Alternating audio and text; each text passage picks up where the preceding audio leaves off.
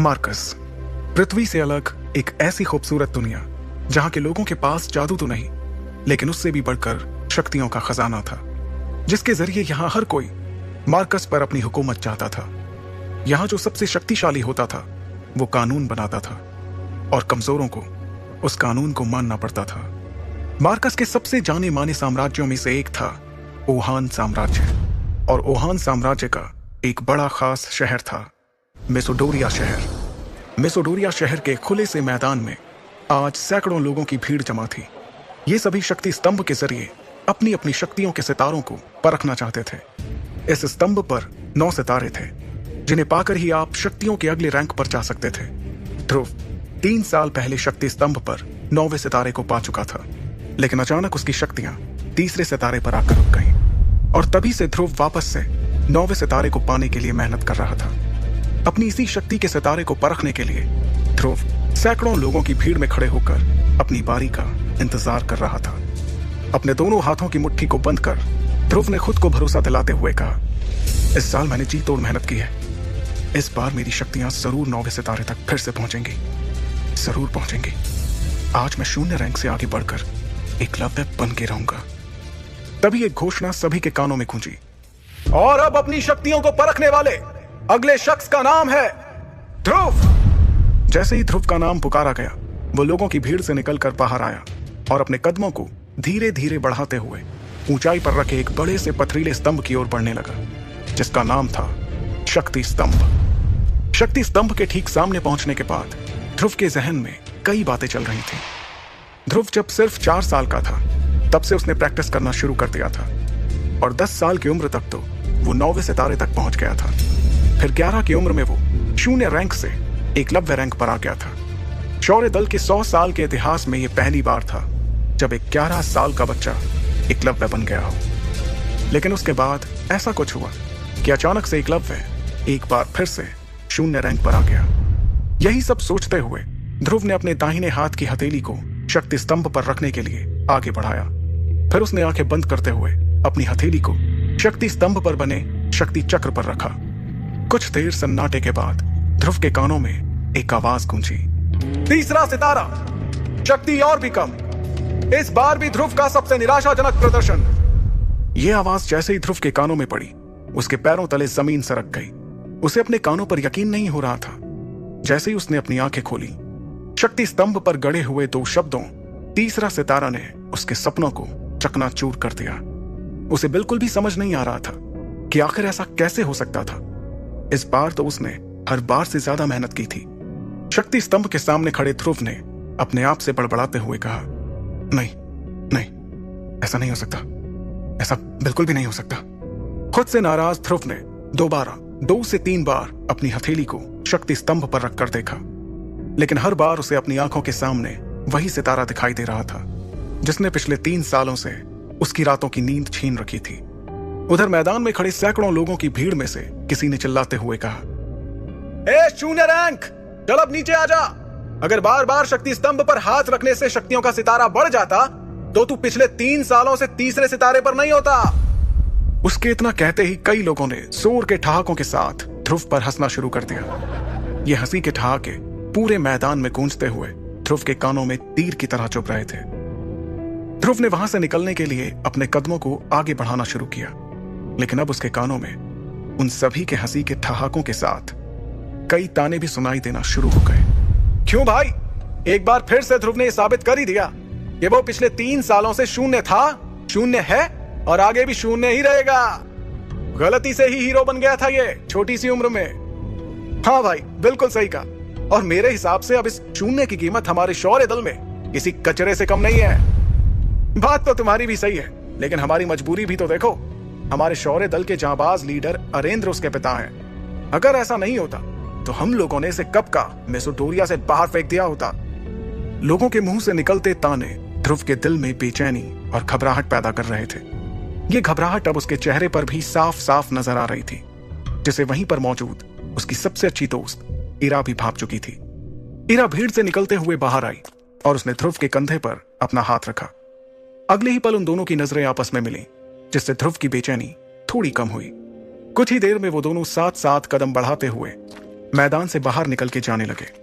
ध्रुव अपने घर शौर्य महल की तरफ बढ़ रहा था। तभी ईरा ने उदास दिख रहे ध्रुव का हौसला बढ़ाते हुए कहा, ध्रुव, तुम्हें उन लोगों की बातों से परेशान नहीं होना चाहिए। मुझे तुम पर पूरा भरोसा है। एक ना एक दिन तुम एकलव्य जरूर बनोगे। ईरा अपने सबसे अच्छे दोस्त को दिलासा देने की कोशिश कर रही थी, लेकिन इस वक्त ध्रुव के जहन में सिर्फ एक ही बात चल रही थी कि आखिर इतनी मेहनत करने के बाद भी उसकी शक्तियां क्यों नहीं बढ़ रही थी। एक तरफ जहां ध्रुव की परेशानियां बढ़ती जा रही थी, तो दूसरी तरफ एक और परेशानी उसके घर की ओर कदम बढ़ा रही थी। लेकिन ध्रुव उस परेशानी से पूरी तरह बेखबर था। ध्रुव और ईरा आखिरकार शौर्य महल पहुंच गए। शौर्य महल में ध्रुव के पिता अरेंद्र, जो कि शौर्य दल के लीडर भी थे, अपने दल के कुछ बुजुर्गों के साथ बैठकर किसी खास मुद्दे पर बातचीत कर रहे थे। लेकिन जैसे ही अरेंद्र की नजर अपने बेटे ध्रुव पर गई, उसके उदास चेहरे को देखकर उन्हें सब कुछ समझ आ गया। वो अपनी बातचीत को वहीं पर रोककर ध्रुव के पास गए। अरेंद्र ने अपने बेटे ध्रुव को सीने से लगाते हुए कहा, कोई बात नहीं ध्रुव, तुम मेरे बेटे हो, शौर्य दल के लीडर अरेंद्र के बेटे। अगली बार तुम्हें जरूर कामयाबी मिलेगी, हिम्मत मत हारना। इस वक्त शौर्य महल के दरबार में बैठे सभी लोगों की नजर ध्रुव पर ही थी। तभी अचानक एक लड़की नीले रंग के गाउन में अपने लंबे लंबे कदमों के साथ शौर्य महल के इस दरबार में दाखिल हुई। इस लड़की का नाम लारा जयान था। लारा के दादाजी ओहान साम्राज्य के शेरदिल सेनापति रह चुके थे और लारा अंबर दल की होने वाली लीडर थी। अंबर दल ओहान साम्राज्य के सबसे ताकतवर दलों में से एक था। यह इतिहास में पहली बार था कि कोई इतनी कम उम्र में अंबर दल का लीडर बनने वाला था। लारा को अपने सामने देखकर सभी लोगों के साथ अरेंद्र भी हैरानी में पड़ गए, क्योंकि सभी जानते थे कि ये कोई आम लड़की नहीं बल्कि अंबर दल की होने वाली लीडर थी। लारा का अचानक इस तरह से महल में आना किसी को भी समझ नहीं आ रहा था। फिर भी उसे अपनी ओर आते देखकर शौर्य दल के प्रमुख अरेंद्र ने कहा, तुम्हारा स्वागत है लारा। ना कोई खत, ना कोई खबर, इस तरह से यूं अचानक, सब ठीक तो है? अरेंद्र के सवाल पर लारा ने अपने दाहिने हाथ से चुटकी बजाते हुए अपने बॉडीगार्ड्स की ओर इशारा किया। इशारा पाते ही वो सभी एक कदम आगे आए। वो बॉडीगार्ड्स एक बड़े से हरे रंग के बॉक्स को पकड़े हुए थे। बॉक्स की तरफ देखते हुए लारा ने अपनी तीखी और तेज आवाज में कहा, मुझे पता चला है कि ध्रुव इस साल भी अपनी शक्तियों को नहीं बढ़ा पाया, इसलिए मैं ध्रुव के लिए एक खास चीज लेकर आई हूं। इसे पीने से उसे अपनी खोई हुई शक्तियां एक बार फिर से मिल जाएंगी। अरेंद्र ने ध्रुव की ओर देखकर दोबारा लारा को देखते हुए कहा, लेकिन लारा, हम तुमसे कोई तोहफा नहीं ले सकते, और वैसे भी तुम कुछ ही दिनों में हमारे परिवार का हिस्सा बनने वाली हो, इसलिए इस तोहफे की कोई जरूरत नहीं है। अरेंद्र की बात खत्म भी नहीं हुई थी और बॉडीगार्ड्स ने उस बॉक्स को खोल दिया। सभी को बॉक्स में हरे रंग की शरबत से भरी बोतलें दिखाई दे रही थी। वहां मौजूद सभी लोगों ने इस शरबत को पहचान लिया था। अरेंद्र ने उस शरबत की ओर हैरानी से देखते हुए कहा, करिश्माई शरबत? यह तो बहुत ही कीमती शरबत है। हम तुमसे इतना कीमती तोहफा बिल्कुल भी नहीं ले सकते लारा। लारा ने देरी किए बिना तुरंत अरेंद्र से कहा, आप जानते हैं ना कि यह करिश्माई शरबत ध्रुव के लिए कितना फायदेमंद साबित हो सकता है। मुझे लगता है कि ध्रुव को इस शरबत को ले लेना चाहिए, क्योंकि अब तो शहर में ध्रुव के लिए तरह तरह की बातें भी होने लगी हैं। उसकी बात का जवाब देते हुए अरेंद्र ने कहा, मैं जानता हूं लारा, और मैं ये भी जानता हूं कि इस करिश्माई शरबत के कई फायदे हैं, लेकिन इस बात से भी इनकार नहीं किया जा सकता कि इससे ध्रुव को कोई फायदा नहीं होगा, क्योंकि उसकी शक्ति 9 सितारों से ऊपर नहीं है। और तुम ये जानती हो ही कि अगर 9वें सितारे से कम शक्ति वाला कोई इस शरबत को लेगा तो इससे उसकी शक्तियां और भी कम हो सकती हैं। अरेंद्र अपनी बात को पूरी करते उसके पहले ही लारा ने उन्हें टोकते हुए कहा, हाँ, मैं जानती हूं कि शक्तियां कम भी हो सकती हैं, तो इसमें इतना परेशान होने वाली कौन सी बात है? ध्रुव का शक्ति का सितारा तो वैसे भी 3 पर ही है। ध्रुव के पास अब हारने को बचा ही क्या है? इससे पहले कि अरेंद्र कुछ कहते, लारा की इस बात पर अब ध्रुव ने अपनी चुप्पी तोड़ते हुए कहा, मैं कभी भी अपनी शक्तियों को इस तरह से नहीं बढ़ाऊंगा लारा। तुमने ये सोच भी कैसे लिया? लारा ने भी तुरंत इस बात का जवाब दिया, अच्छा, तो फिर तुम किस तरह से अपनी शक्तियां बढ़ाओगे? वैसे ही जैसे पिछले 3 साल से बढ़ा रहे हो। लारा की इस बात का ध्रुव के पास कोई जवाब नहीं था। लारा ने अरेंद्र के पास जाकर उन्हें इत्मीनान से कहा, ठीक है, अगर आप इस करिश्माई शरबत को तोहफे के तौर पर नहीं लेना चाहते, तो क्या आप मुझे इसके बदले में कुछ दे सकते हैं? लारा की इस बात पर अरेंद्र ने बिना कुछ सोचे समझे कहा, हाँ, बिल्कुल, क्यों नहीं, हम तुमसे इस शरबत को लिए बिना भी तुम्हें जो चाहिए वो दे सकते हैं। लारा ने बेझिझक जवाब दिया, मेरे और आपके परिवार के बड़े लोगों ने सालों पहले ध्रुव और मेरा जो रिश्ता तय किया था, मैं उसे आज तोड़ना चाहती हूं। लारा के मुंह से इस बात को सुनकर ध्रुव, उसके पिता अरेंद्र और वहां पर मौजूद सभी लोगों के पैरों तले जमीन सरक गई। एक पल के लिए वहां सन्नाटा छा गया। किसी को भी इस बात पर यकीन नहीं हो रहा था कि लारा ने अपने और ध्रुव के रिश्ते को तोड़ने की बात कही थी। अगले ही पल अरेंद्र ने अपनी नाराजगी जाहिर करते हुए तेज आवाज में कहा, लारा, ये जानते हुए भी कि यह रिश्ता तुम्हारे और हमारे परिवार के बड़े लोगों ने तय किया है, तुम कैसे रिश्ते को तोड़ने की बात कर सकती हो? तुम जानती हो ना ये कितना गलत माना जाता है? अरेंद्र की नाराजगी के जवाब में लारा ने बड़ी ही बेफिक्री के साथ कहा, यह रिश्ता जरूर परिवार के बड़े लोगों ने तय किया था, लेकिन तब और अब में काफी फर्क आ चुका है। आज मेरे और मेरे परिवार के लोगों की शक्तियां कहां से कहां पहुंच चुकी हैं, जबकि ध्रुव पिछले 3 सालों से वहीं पर अटका हुआ है। लारा के मुंह से अपने और अपने परिवार की बेइज्जती होते देखकर अब ध्रुव से रहा नहीं जा रहा था। उसे लारा पर बहुत गुस्सा आ रहा था। तभी लारा ने अपनी बात को आगे बढ़ाते हुए कहा, और वैसे भी सभी जानते हैं कि मैं इस वक्त अंबर दल की लीडर बनने वाली हूं, और इसके लिए यह बहुत जरूरी है कि मेरा किसी कमजोर के साथ कोई संबंध ना हो। इसलिए बेहतर यही होगा कि यह रिश्ता आगे बढ़ने से पहले यहीं पर टूट जाए। अंबर दल की लीडर बनने वाली बात पर गौर करते हुए अरेंद्र ने उससे कहा, तो यह है असली बात, बाकी सब तो तुम्हारे लिए एक बहाना था, सिर्फ एक बहाना। तुम्हें परिवार की कोई फिक्र नहीं है, तुम्हारे सिर पर तो सिर्फ सबसे शक्तिशाली बनने का जुनून सवार है, और इसलिए तुम इस रिश्ते को तोड़ना चाहती हो। इस बार लारा ने बेशर्मी से जवाब देते हुए कहा, तो आप ही बताइए कि मैं कैसे उस इंसान से अपना रिश्ता जोड़ लूं जो पिछले 3 सालों से अपनी शक्तियों को बढ़ा नहीं पा रहा। लारा की इस बात का वाकई में वहां पर किसी के पास कोई जवाब नहीं था। तब लारा ने दोबारा उस करिश्माई शरबत की तरफ देखते हुए कहा, अब आपके लिए यही बेहतर होगा कि आप मेरी बातों को मान लें और इस करिश्माई शरबत को स्वीकार करते हुए इस रिश्ते को तोड़ दें, क्योंकि आप भी जानते हैं ये शरबत कितना कीमती है और ध्रुव के लिए कितना जरूरी है। अब ध्रुव के सब्र का बांध भी टूट चुका था। वो लारा के ठीक सामने आकर खड़ा हो गया और उसकी आंखों में आंखें डालते हुए बोला, ठीक है, तुम्हें इस रिश्ते को तोड़ना है तो ये टूटेगा, जरूर टूटेगा।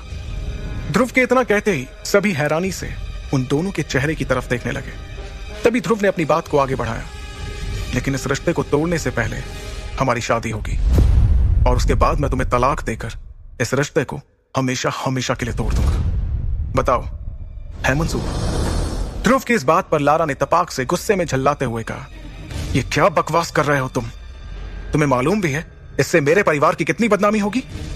तब ध्रुव ने बड़े ही इत्मीनान से जवाब देते हुए कहा, तो जो तुम कर रही हो उससे हमारे परिवार की बदनामी नहीं होगी? जब बदनामी होनी ही है तो क्यों ना दोनों की ही हो? इस जवाब पर लारा ने तेवर दिखाते हुए कहा, मुझे यकीन नहीं आ रहा है कि मैं उसी ध्रुव से बात कर रही हूं जिसे मैं कुछ सालों पहले मिली थी।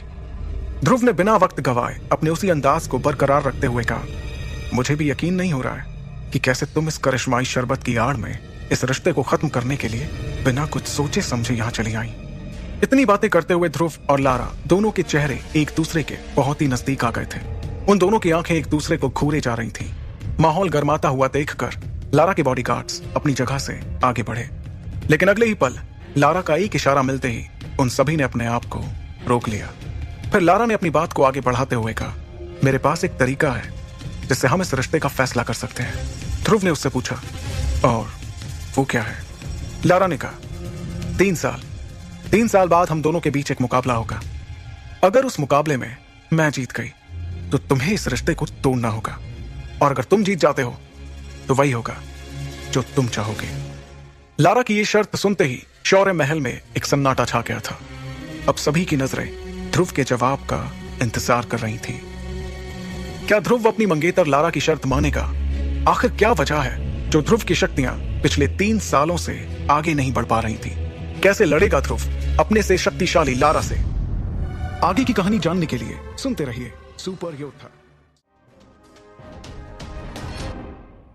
ध्रुव ने अपनी मंगेतर लारा की आंखों में आंखें डालकर भारी और कड़े शब्दों में कहा, ठीक है, मंजूर है, मुझे तुम्हारी ये शर्त मंजूर है।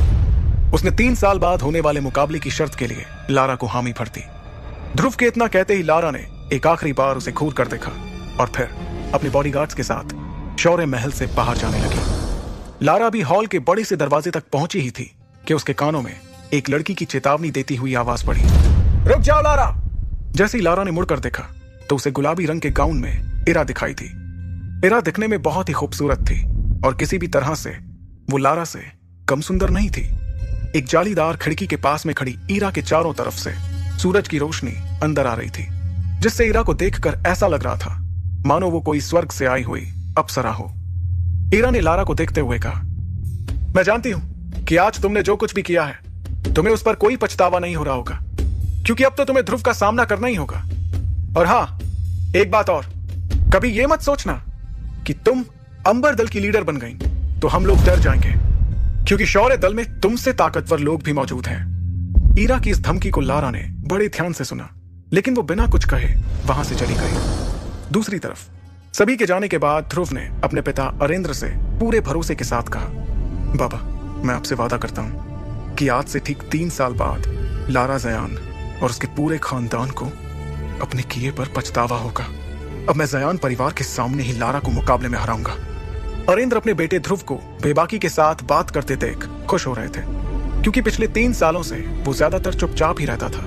मगर आज उसकी मंगेतर ने यहां आकर जो कुछ भी किया, उससे उसके अंदर का वही ध्रुव जाग गया जो 3 सालों से सोया हुआ था। लेकिन सच्चाई से मुंह भी नहीं फेरा जा सकता था, और इस वक्त सबसे बड़ी सच्चाई ये थी कि ध्रुव अपनी शक्तियों के 3रे सितारे पर ही था, जबकि लारा की शक्तियां 9वें सितारे तक पहुंच चुकी थी। इधर शौर्य महल से बाहर निकलकर ध्रुव अभी भी लारा के बारे में सोच रहा था कि किस तरह से लारा ने बातों बातों में उसकी बेइज्जती की थी और कैसे उसने ध्रुव के पिता पर रिश्ते को तोड़ने के लिए दबाव बनाया था। इन बातों के बारे में सोचते हुए ध्रुव तेजी से अपनी मां की ग्रेवयार्ड की तरफ जाने के लिए अपने कदमों को बढ़ा रहा था। ध्रुव को इस तरह से गहरी सोच में आगे बढ़ता देखकर उसकी दोस्त इरा भी उसका पीछा करते हुए बाहर आ गई, ताकि वो उसका हौसला बढ़ा सके। लेकिन ध्रुव ने इरा को अपना पीछा करते हुए देखकर कहा, मैं ये चाहता हूं कि मुझे कुछ देर के लिए अकेला छोड़ दो। अपने सबसे अच्छे दोस्त से इतना सुनने के बाद इरा ने ध्रुव को कुछ देर के लिए अकेले ही रहने दिया। कुछ ही देर में ध्रुव शक्ति स्तंभ को देखते हुए अपनी मां के समाधि स्थल पर पहुंच गया। वो अपनी मां की समाधि पर गिरे पेड़ के पत्तों और धूल को साफ करने लगा। उसके बाद अपनी मां को याद करते हुए ध्रुव बातें करने लगा, मां, ऐसा क्यों हो रहा है मेरे साथ? मेरी शक्तियां आखिर क्यों नहीं बढ़ रही हैं? इस तरह तो मैं 3 साल के बाद भी लारा से मुकाबला नहीं कर पाऊंगा, और अगर कर भी लिया तो उसे हराऊंगा कैसे? आखिर कैसे? इतना कहते हुए हताश होकर ध्रुव ने अपना सर मां की समाधि पर रख दिया और अपनी आंखें बंद करते हुए कहा, 3 साल बाद सब कुछ खत्म हो जाएगा। मां, अगर मैं अपनी शक्तियों को वापस हासिल नहीं कर सका तो बाबा को पूरे मेसोडोरिया शहर के सामने शर्मिंदा होना पड़ेगा। अपनी मां से बातें करते करते ध्रुव का गला सूख चुका था। उसने अपने आप को संभाला और कहा, अब तो मां, मुझे ऐसा लगता है कि जब मैं आपकी दुनिया में आऊंगा तो आपको अपना चेहरा कैसे दिखाऊंगा, क्योंकि मैंने ऐसा तो कोई काम किया ही नहीं जिससे मैं आपका नाम रोशन कर सकूं। क्यों मां, आखिर मेरी शक्तियां क्यों नहीं बढ़ रही हैं? ये कहते हुए ध्रुव ने अपनी मुट्ठी बंद की और जमीन पर जोर जोर से अपना हाथ पीटने लगा। वो लगातार जमीन पर अपना हाथ मार रहा था। कुछ देर बाद थक कर उसने कहा, मां, अब तो कोई चमत्कार, कोई करिश्मा ही मुझे मेरी शक्तियां वापस दिला सकता है। तभी उसके कानों में एक आवाज गूंजी, ध्रुव, क्या तुम मुझे सुन पा रहे हो? अपना नाम सुनते ही ध्रुव ने इधर उधर देखा। ध्रुव हैरान हो गया, क्योंकि इस वक्त उसकी मां की समाधि पर उसके अलावा कोई भी नहीं था। तभी उसके कानों में दोबारा वही आवाज गूंजी, ध्रुव, ऐसा लगता है कि तुम किसी मुसीबत में हो और तुम्हें थोड़ी मदद की जरूरत है। इस बार इस आवाज को सुनकर ध्रुव अपनी जगह पर खड़ा हो गया और समाधि के चारों तरफ घूम कर देखने लगा, लेकिन उसे वहां कोई भी नजर नहीं आया। तभी एक बार फिर से उसके कानों में वो आवाज सुनाई पड़ी, मुझे इधर उधर ढूंढना बंद करो ध्रुव, मैं तो तुम्हारी अंगूठी में हूं। इतना सुनते ही उसने अपने सीधे हाथ की एक उंगली में काले पत्थर से बनी एक अंगूठी की तरफ देखा। यह अंगूठी ध्रुव को उसकी मां का दिया हुआ आखिरी तोहफा था। देखते ही देखते ध्रुव की अंगूठी में हलचल शुरू हो गई, जिसे देखकर वो थोड़ा हड़बड़ा गया। उसने अपने उल्टे हाथ से सीधे हाथ को संभालने की कोशिश की जिसमें उसने अंगूठी पहनी हुई थी, लेकिन तभी उसे अचानक एक जोर का झटका लगा जिससे वो जमीन पर जा गिरा। देखते ही देखते उसकी अंगूठी में से एक सफेद रंग का धुआं साय के रूप में बाहर निकला। फिर उस साय ने एक बूढ़े आदमी का रूप ले लिया। अपने सामने ये सब होता देखकर ध्रुव को अपनी आंखों पर यकीन नहीं हो रहा था। ध्रुव ने हड़बड़ाते हुए उस बूढ़े आदमी से पूछा, कौन हो तुम? ध्रुव के ये पूछते ही उस बूढ़े आदमी का सफेद साया उसके चारों तरफ घूमने लगा। उसे देखने के लिए ध्रुव को बार बार इधर से उधर गोल गोल घूमना पड़ रहा था। कभी वो साया ध्रुव के सामने होता तो कभी पलक झपकते ही उसके पीछे चला जाता। ध्रुव ने हड़बड़ाते हुए दोबारा पूछा, कौन हो तुम? और तुम मेरी अंगूठी में क्या कर रहे थे? वो साया कुछ देर तक ध्रुव के चारों तरफ घूमने के बाद उसके सवालों का जवाब देने के लिए उसके सामने आकर एक जगह पर रुक गया। मैं कौन हूं यह जानना तुम्हारे लिए जरूरी नहीं है, लेकिन हाँ, मैं तुम्हें किसी तरह की परेशानी नहीं होने दूंगा। इतना कहते हुए वो साया हंसने लगा और फिर उसने अपनी बात को आगे बढ़ाते हुए कहा, मुझे तो तुम्हारा शुक्रिया अदा करना चाहिए। आखिर तुमने पिछले 3 सालों से मुझे अपनी अंगूठी में संभाल कर रखा और देखो, आज मुझे नींद से जगा दिया। शुक्रिया ध्रुव, तुम्हारा बहुत बहुत शुक्रिया। तुम्हारे अंदर कुछ अलग ही बात है। मुझे अभी नहीं पता कि वो क्या बात है, लेकिन हाँ, वो बात कुछ अलग ही है। उस साय से इतनी बातें सुनने के बाद ध्रुव ने गुस्सा करते हुए कहा, तो तुम पिछले 3 सालों से मेरी अंगूठी में छिपकर बैठे हो? कहीं तुम्हारी वजह से ही तो मेरी शक्तियां कम नहीं हो रही थी? क्योंकि जब से तुम मेरी अंगूठी में छुपकर बैठे हो तब से मेरी शक्तियां बढ़ नहीं रही हैं। ध्रुव की इस बात पर वो साया और ज्यादा हंसने लगा। उसे इस तरह से हंसता देखकर ध्रुव ने अपने गुस्से को बरकरार रखते हुए कहा, इसका मतलब मैं सही समझ रहा हूं, तुम्हारी वजह से ही पिछले 3 सालों तक मुझे मेसोडोरिया शहर के लोगों के सामने शर्मिंदा होना पड़ा। अभी भी वो साया हंस ही रहा था, जिस पर अब ध्रुव को बहुत ज्यादा गुस्सा आने लगा और उसके मासूम से दिखने वाले चेहरे पर अब खतरनाक हाव भाव दिखाई देने लगे। वो इस वक्त इतने गुस्से में था कि उसने अपनी मां की दी हुई आखिरी निशानी की भी परवाह नहीं की। ध्रुव ने गुस्से में अपनी अंगूठी को निकाला और उसे दूर चट्टान की ओर फेंक दिया। ध्रुव को इतना परेशान होता देखकर उस साय ने कहा, सुनो ध्रुव, जो होना था वो हो चुका। अब इस तरह से तुम्हारे गुस्सा करने से कुछ भी नहीं होगा, लेकिन हाँ, अगर तुम मेरा साथ दोगे तो मैं तुम्हारे बहुत काम आ सकता हूं। ये बात ध्रुव को कुछ समझ नहीं आई। उसने उस साय से पूछा, आखिर तुम क्या चाहते हो? ध्रुव के सवाल का जवाब देने के लिए वो साया फिर से उसके सामने एक जगह पर हवा में रुक गया और कहने लगा, ये हुई ना बात। मैं चाहता हूं कि तुम मुझे फिर से अपनी अंगूठी में रहने की जगह दो, बदले में मैं तुम्हें। वो साया इसके आगे कुछ कहता उसके पहले ही ध्रुव ने कहा, नहीं नहीं, कभी नहीं, कभी भी नहीं। मैं ऐसी गलती अब दोबारा नहीं करने वाला। मैं अब भूल कर भी उस अंगूठी को दोबारा नहीं पहनूंगा। तब उस साय ने अपने हाथ में उस अंगूठी को दिखाकर ध्रुव को समझाते हुए कहा, क्या तुम नहीं चाहते कि लोग तुम्हारी फिर से इज्जत करें, फिर से तुम्हारी शक्तियों का सितारा 3 से 9 तक पहुंचे? क्या तुम नहीं चाहते कि एक बार फिर से एकलव्य कहलाए जाओ? उस साय की इस तरह की बातों ने ध्रुव की धड़कनों को तेज कर दिया और अब ध्रुव ना चाहते हुए भी उस साय की बातों को सुनना चाहता था। तभी उस साय ने आगे कहा, चलो ध्रुव, मैं मानता हूं कि अंगूठी नहीं पहनने से भी तुम अपनी शक्तियों को वापस हासिल करने लगोगे, लेकिन तुम भी इस बात को अच्छे से समझते हो कि अब तुम्हारे पास ज्यादा वक्त नहीं है। ध्रुव से यह बात करते हुए अब वो साया फिर से उसके चारों तरफ घूम रहा था। उसने ध्रुव से आगे कहा, ध्रुव, तुम 15 साल के हो चुके हो, मतलब कि तुम्हारे पास अब से सिर्फ 1 साल का समय है और 1 साल में तुम्हारी शक्ति 7वें सितारे तक नहीं पहुंची तो नियम के मुताबिक तुम्हें शौर्य दल और मेसोडोरिया शहर से बाहर निकाल दिया जाएगा। ध्रुव उस साय की बातें सुनकर हैरान हो गया। उसने हैरानी के साथ पूछा, लेकिन तुम्हें इन सब के बारे में कैसे पता?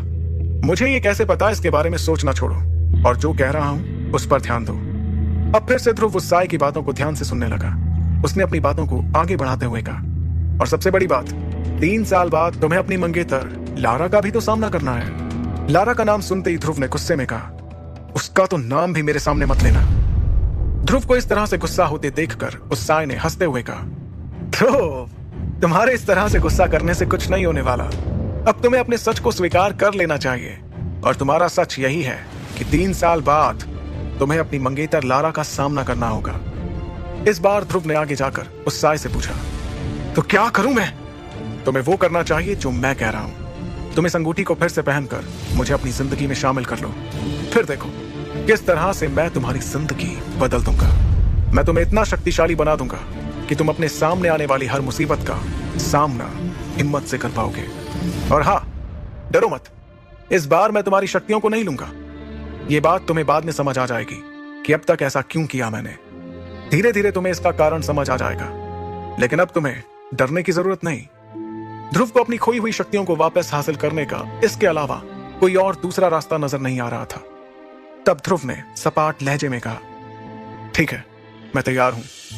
ध्रुव के इतना कहते ही वो सफेद रंग का साया हंसते हुए उसके पास से बहुत तेजी से निकला। वो उसके चारों तरफ इर्द गिर्द घूमने लगा, जिससे ध्रुव का संतुलन बिगड़ गया और वो एक बार फिर से जमीन पर जा गिरा। तब ध्रुव ने कहा, अरे ये क्या कर रहे हो? मेरे सारे कपड़े खराब कर दिए। जमीन से उठने के बाद ध्रुव ने उससे एक सवाल किया, वैसे तुमने अभी तक मुझे अपना नाम नहीं बताया। मेरा नाम विदुर है, लेकिन तुम मुझे सिर्फ गुरुदेव या फिर आचार्य कहना। ठीक है आचार्य विदुर, तो आप मेरी ट्रेनिंग कब से शुरू करेंगे? विदुर ने कहा, बहुत ही जल्द। तभी अचानक ध्रुव ने विदुर से पूछा, आचार्य क्या आपको करिश्माई शरबत के बारे में कुछ पता है? विदुर ने तुरंत जवाब देते हुए कहा, मेरे हिसाब से वो दुनिया का सबसे वाहियात किस्म का शरबत है। मैं तुम्हारे लिए खास चीज बनाऊंगा, अमृत धारा। उससे तुम्हें बहुत मदद मिलने वाली है। ध्रुव ने हैरान होते हुए पूछा, क्या कहा? अमृत धारा? ये क्या है और इसके क्या फायदे हैं? ध्रुव के सवालों से परेशान होकर विदुर ने कहा, तुम सवाल बहुत पूछते हो। फिलहाल मैं तुम्हें कुछ जड़ी बूटियां लिख कर दे रहा हूं, इसका इंतजाम करो। जब अमृत धारा बन जाए तो तुम खुद ही देख लेना कि वो क्या चीज है। फिर तुम खुद ही बताना मुझे कि अमृत धारा बेहतर है या तुम्हारा वो करिश्माई शरबत। इतना कहते हुए विदुर ने ध्रुव के हाथों में जड़ी बूटियों के नाम लिखकर एक कागज थमा दिया। उस कागज को पढ़कर ध्रुव के होश उड़ गए। उसने हैरानी के साथ कहा, आचार्य ये तो बहुत महंगी है। इन्हें खरीदने के लिए तो कम से कम 800 सोने के सिक्कों की जरूरत होगी और मेरे पास तो इतने पैसे नहीं है। ध्रुव की इस बात पर विदुर ने सपाट लहजे में कहा, यह तुम्हारी परेशानी है कि तुम इतने सोने के सिक्कों का इंतजाम कैसे करोगे। अभी तो मैंने तुमसे सबसे कम कीमत वाली चीजें लाने को कहा है और तुम अभी से मुझे अपनी परेशानियां बताने लगे। 800 सोने के सिक्कों का इंतजाम कैसे होगा ये तुम जानो। जब तुम्हें पता चलेगा ना कि मेरे अमृत धारा की मार्कस में क्या कीमत है तो तुम्हारे होश उड़ जाएंगे। फिर तुम्हें समझ आएगा कि तुम्हारे हाथ कौन सा खजाना लगा है। ये बात चल ही रही थी कि ध्रुव को ऐसा लगा कि कोई उनकी ओर आ रहा है। इस आहट को सुनकर विदुर ने जल्दबाजी में कहा, मैं अंगूठी में वापस जा रहा हूं, तुम इस अंगूठी को पहन लेना और हाँ, किसी को भी मेरे बारे में मत बताना, समझे? इतना कहते हुए विदुर ध्रुव की अंगूठी में जाकर गायब हो गए। आगे की कहानी जानने के लिए सुनते रहिए सुपर योद्धा।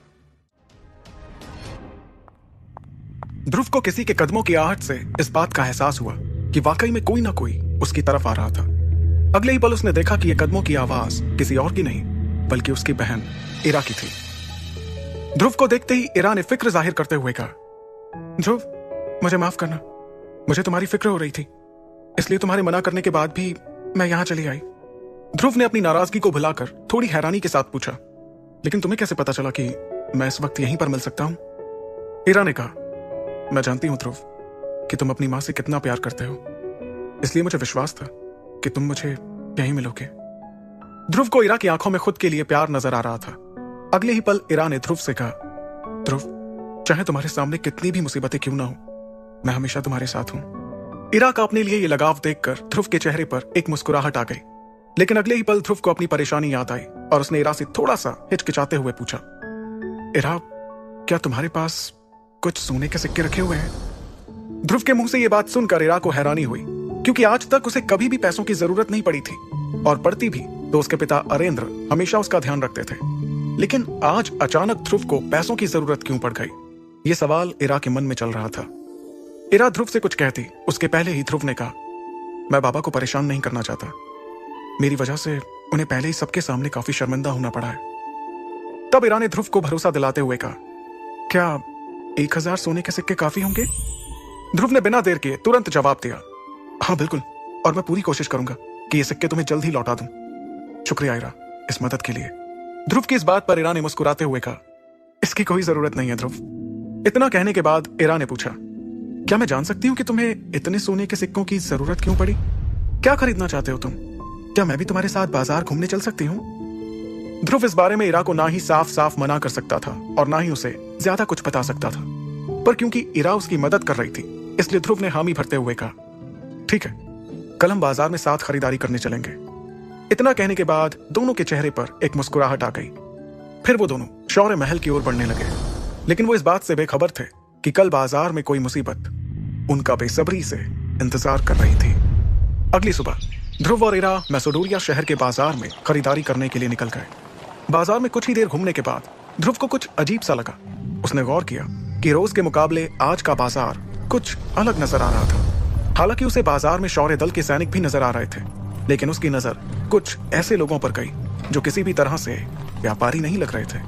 उन्हें देखकर ध्रुव को समझ आ गया कि यकीनन ये लोग जासूसी कर रहे हैं। तभी ध्रुव और इरा के कानों में एक आवाज पड़ी, अरे ध्रुव और इरा, आप दोनों यहाँ?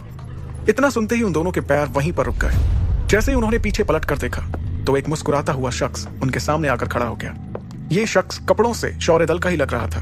ध्रुव उसे पहचानने की कोशिश कर रहा था। उस शख्स ने कहा, आप दोनों मुझे नहीं जानते, लेकिन मैं आपको पहचानता हूं। मुझे आपके पिता ने बाजार की सुरक्षा की जिम्मेदारी सौंपी है। मेरा नाम सोरेन है। उस शख्स के बारे में इतना जानने के बाद ध्रुव के चेहरे पर एक मुस्कान आ गई। उसने कहा, ओह, बाजार को देखकर ऐसा लग रहा है कि आपने बहुत ही अच्छे से यहाँ पर सब कुछ संभाल रखा है। सोरेन ने तुरंत जवाब देते हुए कहा, जी हाँ, आप बताएं, बाजार में आप क्या खरीदारी करने आए हैं? मैं आपकी थोड़ी मदद करवा देता हूँ। नहीं, इसकी कोई जरूरत नहीं है। अगर हमें किसी चीज की जरूरत होगी तो हम आपको याद कर लेंगे, ठीक है? लेकिन अगर आपको किसी भी चीज के लिए मेरी जरूरत पड़े तो सिर्फ एक सीटी बजा दीजिएगा, मैं या मेरे सैनिक हाजिर हो जाएंगे। सोरेन की इतनी बात पर ध्रुव और इरा दोनों मुस्कुराते हुए खरीदारी के लिए आगे बढ़ गए। लेकिन कुछ देर बाद इरा को भी ऐसा लगा कि बाजार में कुछ ना कुछ गड़बड़ तो जरूर है। तभी ध्रुव की अंगूठी में से विदुर उससे बात करने लगा। विदुर की आवाज ध्रुव के अलावा कोई और नहीं सुन सकता था।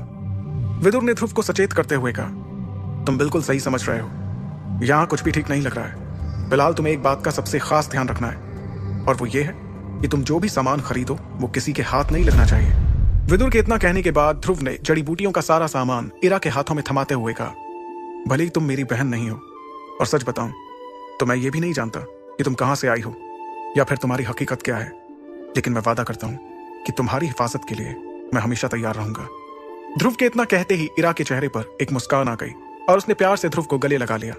तभी विदुर ने ध्रुव की तारीफ करते हुए कहा, अरे वाह, तुम तो अपना फर्ज बहुत अच्छे से निभा रहे हो। इस बीच अचानक ध्रुव की नजर फिर उन लोगों पर गई जो उसे थोड़े अजीब लग रहे थे। उसने इरा से कहा, इरा, तुम ये सामान लेकर यहां से निकलो, मैं थोड़ी देर में तुम्हें बाजार के बाहर मिलूंगा। तब तक मैं ये पता लगाकर आता हूं कि ये लोग कौन है और किसकी जासूसी कर रहे हैं। इरा ध्रुव को छोड़कर नहीं जाना चाहती थी, लेकिन ध्रुव के दबाव बनाने पर इरा एक दूसरे रास्ते से बाजार से बाहर निकलने के लिए आगे बढ़ी। वहीं दूसरी तरफ ध्रुव उन जासूसों की सच्चाई जानने के लिए दोबारा बाजार की तंग गलियों में जाने लगा। इरा अभी आगे बढ़ी ही थी कि कोई उसका रास्ता रोककर उसके सामने खड़ा हो गया।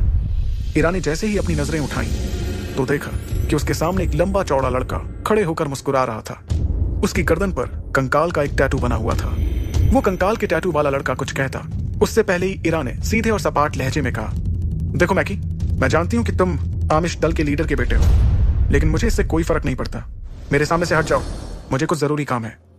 इरा की इस बात पर मैकी ने मुस्कुराते हुए कहा, ठीक है इरा, तुम करो ना अपना काम। जब तक तुम बाजार में अपना काम खत्म करोगी तब तक मुझे तुमसे बात करने का थोड़ा मौका भी मिल जाएगा। इरा ने अपने उसी तेवर को बरकरार रखते हुए कहा, मैकी, मुझे तुमसे बात करने में कोई दिलचस्पी नहीं है। बेहतर होगा कि तुम मेरा रास्ता छोड़ दो। इरा के इस तरह के बर्ताव पर मैकी को अंदर ही अंदर गुस्सा आ रहा था।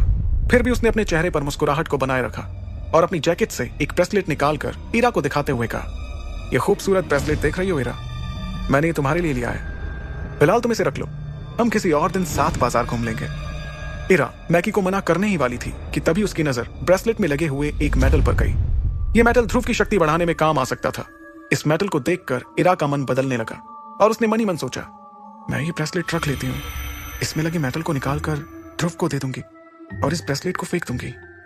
मन ही मन ये सोचते हुए इरा ब्रेसलेट की तरफ देख रही थी, जिसे देखकर मैकी के चेहरे पर एक शातिर मुस्कान आ गई। इरा को किसी सोच में डूबा देखकर मैकी ने कहा, इरा, इसमें इतना सोचने की जरूरत नहीं है। शौर्य दल और आमिश दल दोनों ही मेसोडोरिया शहर के सबसे अच्छे दलों में से हैं। हम लोगों में इस तरह के तोहफे देना एक आम बात है।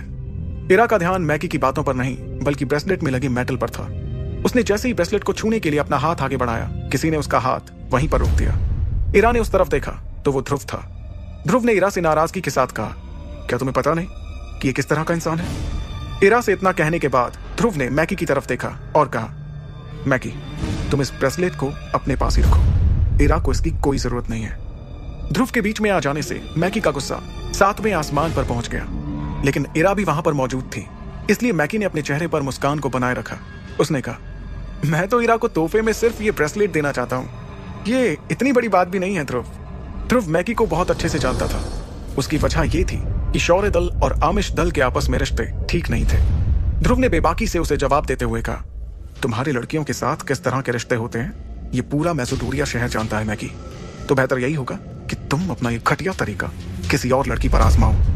इतना कहने के बाद ध्रुव ने अपना एक कदम मैगी की ओर बढ़ाया और उसके ठीक सामने तन कर खड़े होते हुए उसकी आंखों में आंखें डालकर कहा, तुम्हारी सेहत के लिए यही बेहतर होगा कि तुम इरा से हमेशा दूर रहो, समझे? अब मैगी का सब्र टूट रहा था। उसे इस तरह से गुस्से में देखकर आमिश दल के कुछ सैनिकों ने ध्रुव और इरा को चारों तरफ से घेर लिया। उनकी इस हरकत को देखने के बाद ध्रुव ने हंसते हुए मैगी की ओर देखा और पूरे भरोसे के साथ एक सीटी मारी। ध्रुव की सीटी की आवाज के साथ ही 15 से 20 शौर्य दल के सैनिकों ने वहां आकर आमिश दल के सैनिकों को घेर लिया। अब पूरे बाजार का ध्यान सिर्फ उन लोगों पर था। यह देखकर मैगी को समझ आ गया था कि वो अब पूरी तरह से घिर चुका है। इसलिए उसने कहा, मर्द हो तो अपने सैनिकों का सहारा छोड़कर खुद मेरा मुकाबला करने के लिए मैदान में आओ। ध्रुव ने उसके इस बात का साफ साफ जवाब देते हुए कहा, तो तुम मुझसे यहाँ पर मुकाबला करना चाहते हो? और तुम्हारे हिसाब से अगर मैं मर्द हूं तो मैं तुमसे मुकाबला करूं? हाँ, अगर मर्द हो तो अकेले मेरा मुकाबला करो। मैगी की इस बात पर ध्रुव ने अपनी चतुराई दिखाते हुए कहा, ठीक है, अगर ऐसी ही बात है तो बताओ तुम्हारी उम्र क्या है?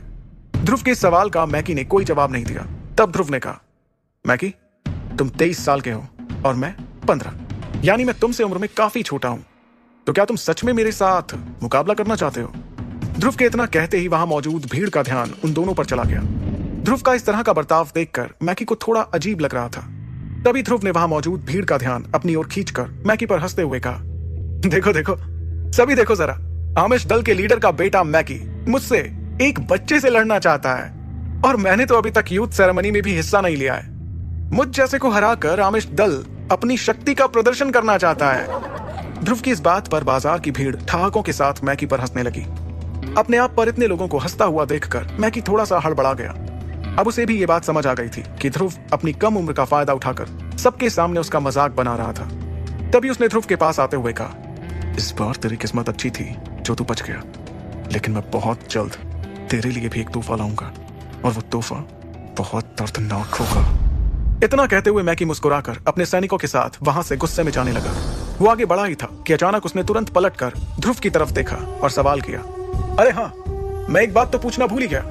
मैंने सुना है कि जयान परिवार ने तुम्हारे परिवार के साथ रिश्ता तोड़ दिया है, क्या ये बात सच है? ये कहते ही मैगी ध्रुव पर हंसने लगा और फिर दोबारा अपनी बात को आगे बढ़ाते हुए कहने लगा, सच कहूं तो ये अच्छा ही हुआ, क्योंकि तुम एक शून्य हो जिसकी जोड़ी शायद लारा के साथ कभी नहीं जमती। मैगी ने लारा की बात को बीच में लाकर एक बार फिर से ध्रुव के जख्मों को कुरेद दिया था। ध्रुव गुस्से में कुछ कर बैठता, इससे पहले ही अंगूठी में से विदुर ने उसे खामोश रहने का इशारा किया और मैगी उस पर हंसते हुए वहां से चला गया। लेकिन अब ध्रुव की आंखें गुस्से से लाल हो रही थी। तभी इरा ने उसे रोका और समझाते हुए कहा, जाने दो उसे ध्रुव, मैगी एक पागल कुत्ते की तरह है, उसे भौंकने की आदत है। इरा की बातों को मानकर ध्रुव ने अपने आप को संभाला और खुद से कहा, आमिश दल के लोगों का हमारे इस बाजार में घूमना सही नहीं है, इनके बारे में जरूर कुछ ना कुछ करना पड़ेगा। ध्रुव के गुस्से को शांत करने के लिए इरा ने कहा, क्या हमें कुछ और सामान भी खरीदना है या फिर हम घर चले? नहीं, अभी हमें कुछ और सामान भी लेना है। ठीक है, तो चलो हम जल्दी यहां से चलते हैं। फिर थोड़ी ही देर में एक दुकान पर ध्रुव को एक चमकदार काला पत्थर दिखा, जिसे देखकर ध्रुव के कदम वहीं रुक गए, क्योंकि अंगूठी में से विदुर ने ध्रुव को वो काला पत्थर खरीदने का इशारा किया था। ध्रुव ने उस पत्थर को उठाया और उसे गौर से देखने लगा। जब इरा ने ये देखा तो उसने ध्रुव से पूछा, क्या तुम इस चमकदार पत्थर के बारे में कुछ जानते हो? ध्रुव अभी भी गौर से उस चमकदार पत्थर को देख रहा था। उसने इरा के सवाल का जवाब देते हुए कहा, नहीं, मैं नहीं जानता। तो क्या हम ये खरीदने वाले हैं? हाँ, हम ये खरीदने वाले हैं। ओफो ध्रुव, जब तुम इसके बारे में कुछ जानते ही नहीं हो तो फिर इसे क्यों खरीदना चाहते हो? पता नहीं, बस मेरा मन कह रहा है कि मुझे ये खरीदना चाहिए। उस चमकदार पत्थर को गौर से देखते हुए ध्रुव ने मन ही मन कहा, अब होगी मेरी असली ट्रेनिंग शुरू। आगे की कहानी जानने के लिए सुनते रहिए सुपर योद्धा। इरा को नहीं समझ आया कि ध्रुव उस काले चमकदार पत्थर को क्यों खरीदना चाहता था।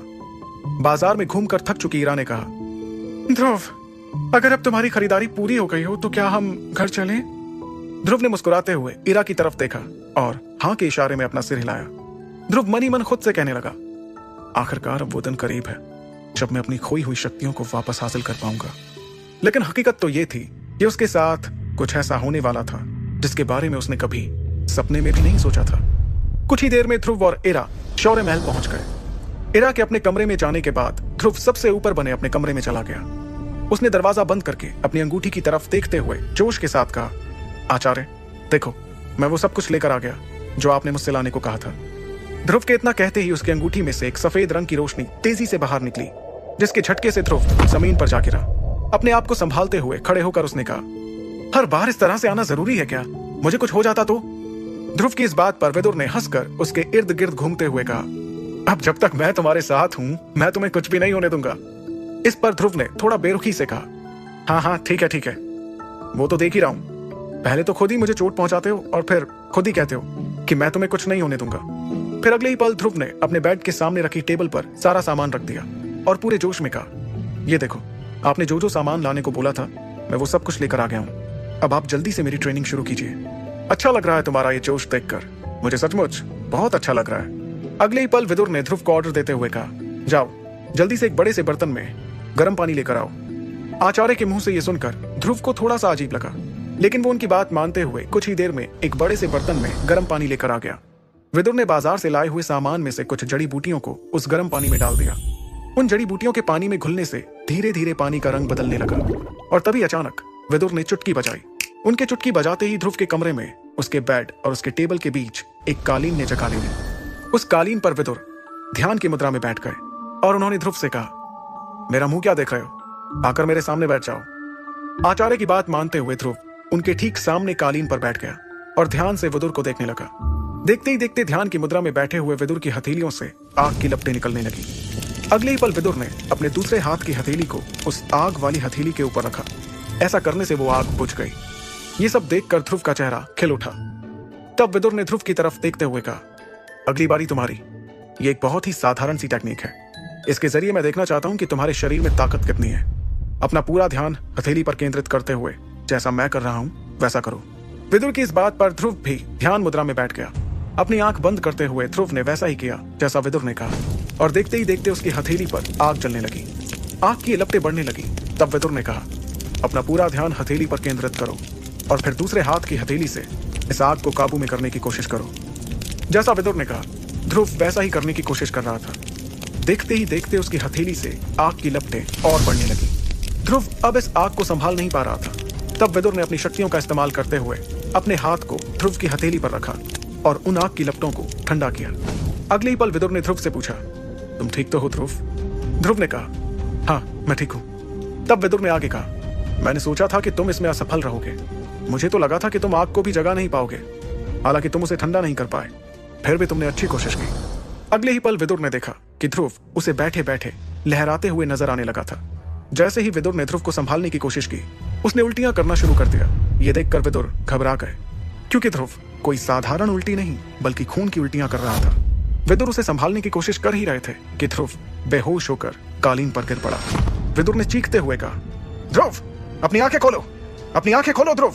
ये तो सिर्फ तुम्हारे शरीर की ताकत को देखने के लिए एक छोटा सा प्रयास था। ऐसा कैसे हो सकता है? ध्रुव की फिक्र करते हुए आचार्य विदुर ने उसके शरीर के सामने कुछ मंत्र पढ़ने शुरू कर दिए। उन्होंने अपने दोनों हाथों को खोल दिया, जिसमें से सफेद रंग का धुआं निकला। उस धुएं ने ध्रुव के पूरे शरीर को ढक लिया और देखते ही देखते ध्रुव की दोनों आंखें बंद हो गईं और वो गहरी नींद में चला गया। तब विदुर ने उसके चेहरे की तरफ देखते हुए खुद से कहा, तुम्हारी किस्मत बहुत अच्छी है ध्रुव, बहुत ही अच्छी। खुद से इतना कहने के बाद विदुर ने ध्रुव को कालीन पर सुला दिया और अपनी शक्तियों से ध्रुव की शक्तियों को बढ़ाते हुए कहा, अब से मेरा भविष्य भी तुम पर ही निर्भर है। कल से तुम्हारी जिंदगी के एक नए दिन की शुरुआत होगी। अगली सुबह जब ध्रुव की नींद खुली तो उसे अपने शरीर में एक अजीब सा बदलाव नजर आया। उसे ऐसा बिल्कुल भी नहीं लगा कि कल की ट्रेनिंग के दौरान वो उल्टी करते हुए बेहोश होकर गिर पड़ा था। कुछ देर के बाद ध्रुव का ध्यान हरे रंग से भरे हुए पानी के जार पर गया। उस जार को देखकर उसने अपने आप से कहा, अरे ये तो शायद वही है जो कल आचार्य गर्म पानी से बना रहे थे। कहीं ये अमृत धारा तो नहीं जिसके बारे में आचार्य ने मुझे बताया था। इतना कहकर ध्रुव उस हरे पानी के जार के पास पहुंचा और उसे गौर से देखने लगा। तभी अचानक उसकी अंगूठी में से एक आवाज आई, तुम बिल्कुल ठीक सोच रहे हो ध्रुव, ये वही अमृत धारा है जिसके बारे में मैं तुम्हें बता रहा था। और अगले ही पल विदुर ध्रुव की अंगूठी से बाहर आ गए और कहने लगे, तुम फिलहाल उससे दूर रहो और मैंने जो तुम्हें कुछ चीजें सिखाई थी उन्हें दोहराते रहो। और हाँ, कल मैं तुम्हें चमकीले काले पत्थर के बारे में कुछ चीजें बताना भूल गया था, उसे ध्यान से सुनो। विदुर के इतना कहते ही ध्रुव ध्यान से उसकी बातों को सुनने लगा। ये चमकीला पत्थर मार्कस के किसी योद्धा का लगता है। इस पत्थर में क्लास 2 टेक्निक छिपी है जिसका नाम है वैक्यूम हैंड। हालांकि इसका लेवल जो है वो लो है। चमकीले पत्थर की यह खासियत सुनकर ध्रुव बहुत खुश हो गया। उसने जोश में आकर कहा, क्या बात है, मैंने कभी सपने में भी नहीं सोचा था कि किसी योद्धा की वैक्यूम हैंड टेक्निक मेरे हाथ लगेगी। आप मुझे कब इसकी शक्तियों का इस्तेमाल करना सिखाएंगे? ध्रुव को इतना खुश देखकर विदुर ने कहा, अरे रुको जरा, पहले मेरी पूरी बात तो सुन लो। विदुर के इतना कहने पर ध्रुव चुपचाप उनकी बातें सुनने लगा। अपनी बात को आगे बढ़ाते हुए विदुर ने कहा, तुम इस वैक्यूम हैंड टेक्निक का इस्तेमाल तभी कर सकते हो जब तुम्हारी शक्ति का सितारा सामने वाले की शक्ति के सितारे से ज्यादा हो। यह बात सुनकर ध्रुव थोड़ा सोच में डूब गया। तभी विदुर ने उसे वैक्यूम हैंड टेक्निक के बारे में एक और हैरान कर देने वाली बात बताई। और सबसे खास बात, पहले तुम्हें अपनी शक्ति को अगले सितारे तक ले जाना पड़ेगा, तभी तुम इस पत्थर में छुपी टेक्निक का इस्तेमाल कर सकते हो। यह सुनकर ध्रुव हैरानी में पड़ गया। उसे हैरान देखकर विदुर ने कहा, अगर तुम इसका इस्तेमाल करना चाहते हो तो कड़ी मेहनत करना शुरू कर दो, तभी तुम इसका इस्तेमाल कर पाओगे, वरना भूल जाओ कि कभी तुम्हारे हाथ मार्कस के किसी योद्धा की टेक्निक आई थी। विदुर की इस बात पर ध्रुव एकदम से जोश में आकर कहने लगा, आचार्य, आप ऐसा कैसे कह रहे हैं? आपको क्या लगता है कि मैं मेहनत करने से डरता हूं? नहीं, ऐसी बात नहीं है।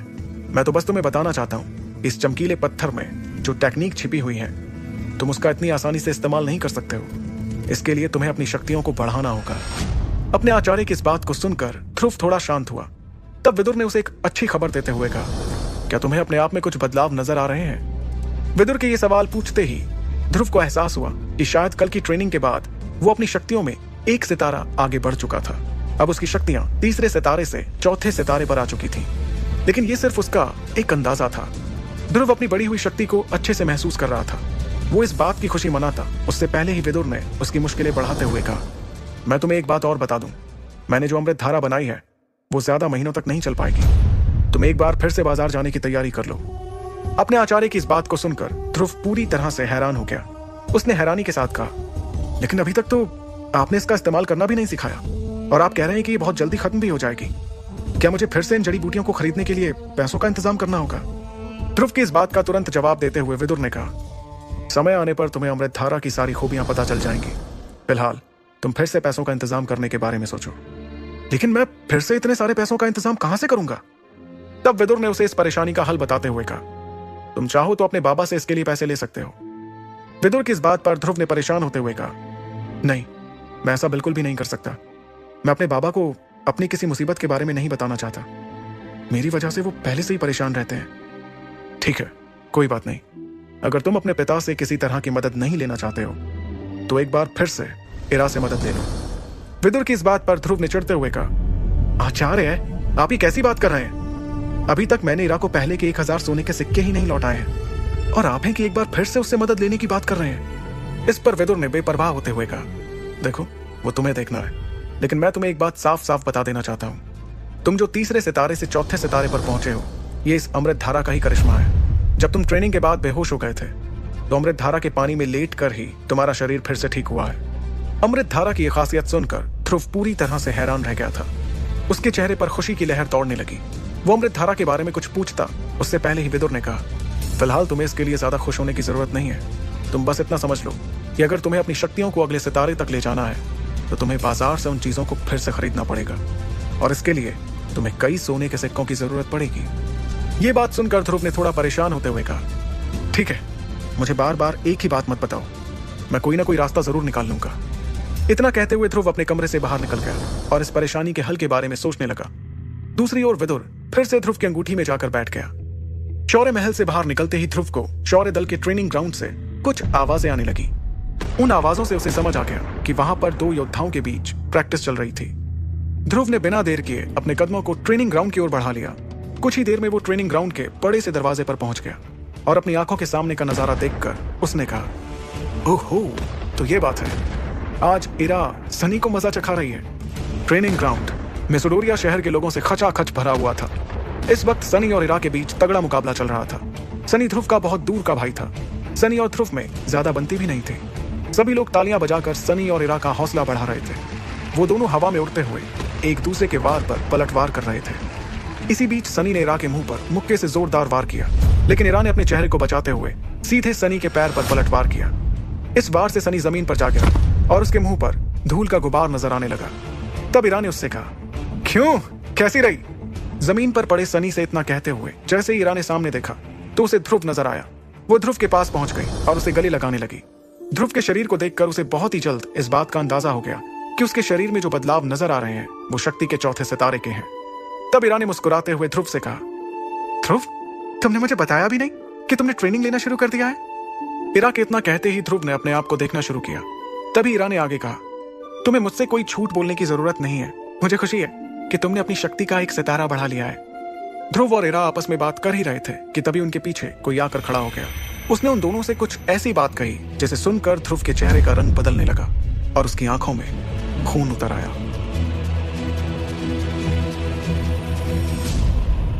आगे की कहानी जानने के लिए सुनते रहिए सुपर योद्धा। ध्रुव का ध्यान इरा की बातों से हटकर उस शख्स पर गया। अपने सामने खड़े उस शख्स को देखकर ध्रुव के चेहरे का रंग बदलने लगा और उसकी आंखों में खून उतर आया। उस शख्स ने अपने दोनों हाथों में ग्लव्स पहने हुए थे और अपने लंबे बालों की पूनी बना रखी थी। ये वो शख्स था जो ध्रुव का दूर का भाई होने के साथ साथ ध्रुव की शक्तियां कम होने पर उसका हमेशा ही मजाक उड़ाता था। ये सनी ही था जो इरा के साथ प्रैक्टिस कर रहा था। आज जब ध्रुव अपनी शक्तियों में तीसरे सितारे से चौथे सितारे पर पहुंच गया था तो वो सनी से मुकाबले के बारे में सोचने लगा। तभी ध्रुव को अपनी अंगूठी में से विदुर की आवाज सुनाई थी, रुको, मैं जानता हूं कि तुम उसे पसंद नहीं करते, लेकिन इस वक्त तुम्हें उससे उलझने की जरूरत नहीं है। और वैसे भी वो शक्ति का 7वां सितारा भी पार कर चुका है और तुम अभी सिर्फ तीसरे सितारे से आगे बढ़े हो, तो तुम्हारे लिए यही बेहतर होगा कि तुम अभी सनी से दूर रहो। ध्रुव आचार्य विदुर की बातें सुन ही रहा था कि तब तक सनी उसके और नजदीक आकर खड़ा हो गया। तब ध्रुव के पास में ही खड़ी इरा ने सनी से कहा, तुम्हारी प्रैक्टिस मेरे साथ चल रही है सनी, ना कि ध्रुव के साथ, तो बेहतर होगा कि तुम उससे दूर ही रहो। इतना कहते हुए इरा ने अपने दोनों हाथों को फैलाया और हवा में उड़कर सनी को पीछे धकेलने लगी। सनी भी इरा का सामना करते हुए हवा में पीछे जाने लगा। अगले ही पल दोनों मैदान के बीच में आ गए और एक दूसरे का मुकाबला करने के लिए तैयार हो गए। उन दोनों को ऐसे मुकाबला करता देख ध्रुव को इरा की फिक्र होने लगी। तभी अंगूठी में से विदुर ने कहा, तुम इरा की फिक्र मत करो, क्योंकि इस पूरे मैदान में एक अकेली वो ही है जो कि शक्ति के 8वें सितारे को पार कर चुकी है और 9वें सितारे पर है। उस दिन मैकी से उसने मुकाबला इसलिए नहीं किया क्योंकि वो जड़ी बूटियों को सुरक्षित रखना चाहती थी। ध्रुव ने कहा, मुझे मालूम है। फिर विदुर ने ध्रुव को देखते हुए पूछा, तो फिर इतने परेशान क्यों हो रहे हो? अच्छा, अब समझा। अमृत धारा के लिए पैसों का इंतजाम जो करना है इसलिए परेशान हो, लेकिन तुम तो अपने बाबा की मदद भी नहीं लेना चाहते, इरा की मदद भी नहीं लेना चाहते, तो कैसे करोगे इंतजाम? ध्रुव इस वक्त विदुर की बात जरूर सुन रहा था, लेकिन उसका पूरा ध्यान मुकाबले पर था। उधर विदुर अब फिक्र करते हुए दोबारा पूछने लगा, मैं तुमसे कुछ पूछ रहा हूं, लेकिन ध्रुव ने कोई जवाब नहीं दिया। उधर मुकाबले में सनी ने तेजी से 10 से 12 कदमों को आगे बढ़ाते हुए इरा को पैर पीछे लेने पर मजबूर कर दिया। तब इरा ने बड़ी सूझबूझ के साथ अपने आप को संभालते हुए खुद को थोड़ा एक तरफ झुकाया, जिससे सनी औंधे मुंह जमीन पर जा गिरा। इरा ने उसका मजाक उड़ाते हुए कहा, क्यों, आया मजा?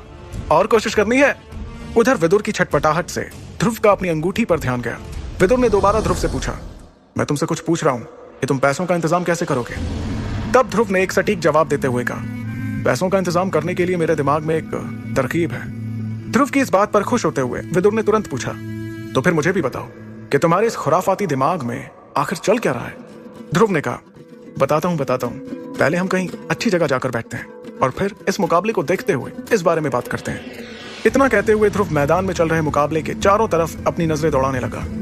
तभी उसे वहां ऊंचाई पर कुछ खाली सीटें नजर आईं। इसके बाद वो साइड से होते हुए उस ओर जाने के लिए आगे बढ़ा। वहीं लोगों की भीड़ में कुछ 4-5 लड़कियों में से एक लड़की ने दूसरी लड़की से कहा, ए काव्या, वो देखो कौन आ रहा है। उसके इतना कहते ही काव्या ने ध्रुव की ओर नजरें घुमाई। उसी वक्त इरा ने भी सनी से मुकाबला करते करते ये देख लिया कि काव्या ध्रुव को देख रही थी। काव्या वो लड़की थी जिसने ध्रुव की शक्तियों का सितारा गिरने पर उससे दूरी बना ली थी, लेकिन आज ध्रुव की शक्तियां बढ़ने से वो कुछ अलग ही नजर आ रही थी और इसी वजह से काव्या उससे बात करना चाह रही थी। काव्या ने ध्रुव को अपनी ओर आते हुए देखकर खुद से कहा, माना कि मैंने ध्रुव से कई दिनों से बात नहीं की है, लेकिन हो सकता है वो मुझसे नाराज ही ना हो सकता है वो मुझे अभी भी पसंद करता हो। एक बार तो बात करनी चाहिए। यही सोचकर काव्या ने जैसे ही अपने कदम आगे बढ़ाए, उसकी दोस्त मिनी ने उसे टोकते हुए कहा, काव्या, तुम्हारे चेहरे का रंग देखकर ऐसा क्यों लग रहा है जैसे तुम ध्रुव से बात करना चाहती हो? अपनी दोस्त की इस बात पर काव्या ने हिचकिचाते हुए कहा, नहीं, वो तो मैं बस वो दिख गया यहाँ तो सोचा बात कर लूं, लेकिन क्या वो तुझसे बात करेगा? इस बात पर काव्या ने उसे अपने तेवर में कहा, वो मुझसे बात क्यों नहीं करेगा? ओहो, तुम तो ऐसे भूली बन रही हो जैसे तुम भूल ही गई। कि तुमने उसे किस तरह से नजरअंदाज किया था। मुझे नहीं लगता कि वो अब तुमसे बात करना चाहेगा। तब काव्या ने उसकी बातों को दरकिनार करते हुए अपने उसी तेवर में कहा, ऐसी बात है तो फिर देख लेते हैं। काव्या की इस बात का जवाब देते हुए उसकी दोस्त ने तुरंत कहा, हाँ ठीक है देखते हैं। काव्या और उसकी दोस्त मिनी आपस में बात कर ही रहे थे कि तब तक ध्रुव मुकाबले को देखते हुए उनके नजदीक आ गया। मौका मिलते ही काव्या ने अपना एक हाथ उसकी ओर करते हुए उसे पुकारा, ध्रुव, हे ध्रुव। लेकिन ध्रुव इस तरह से आगे बढ़ रहा था जैसे कि उसने कुछ सुना ही ना हो। और ये देखकर काव्या की दोस्त मिनी और वहां बैठी दूसरी लड़कियां उस पर हंसने लगी। उन सभी के हंसते हुए चेहरों की तरफ जैसे ही काव्या ने गुस्से से पलट कर देखा तो सब ने हंसना बंद कर दिया।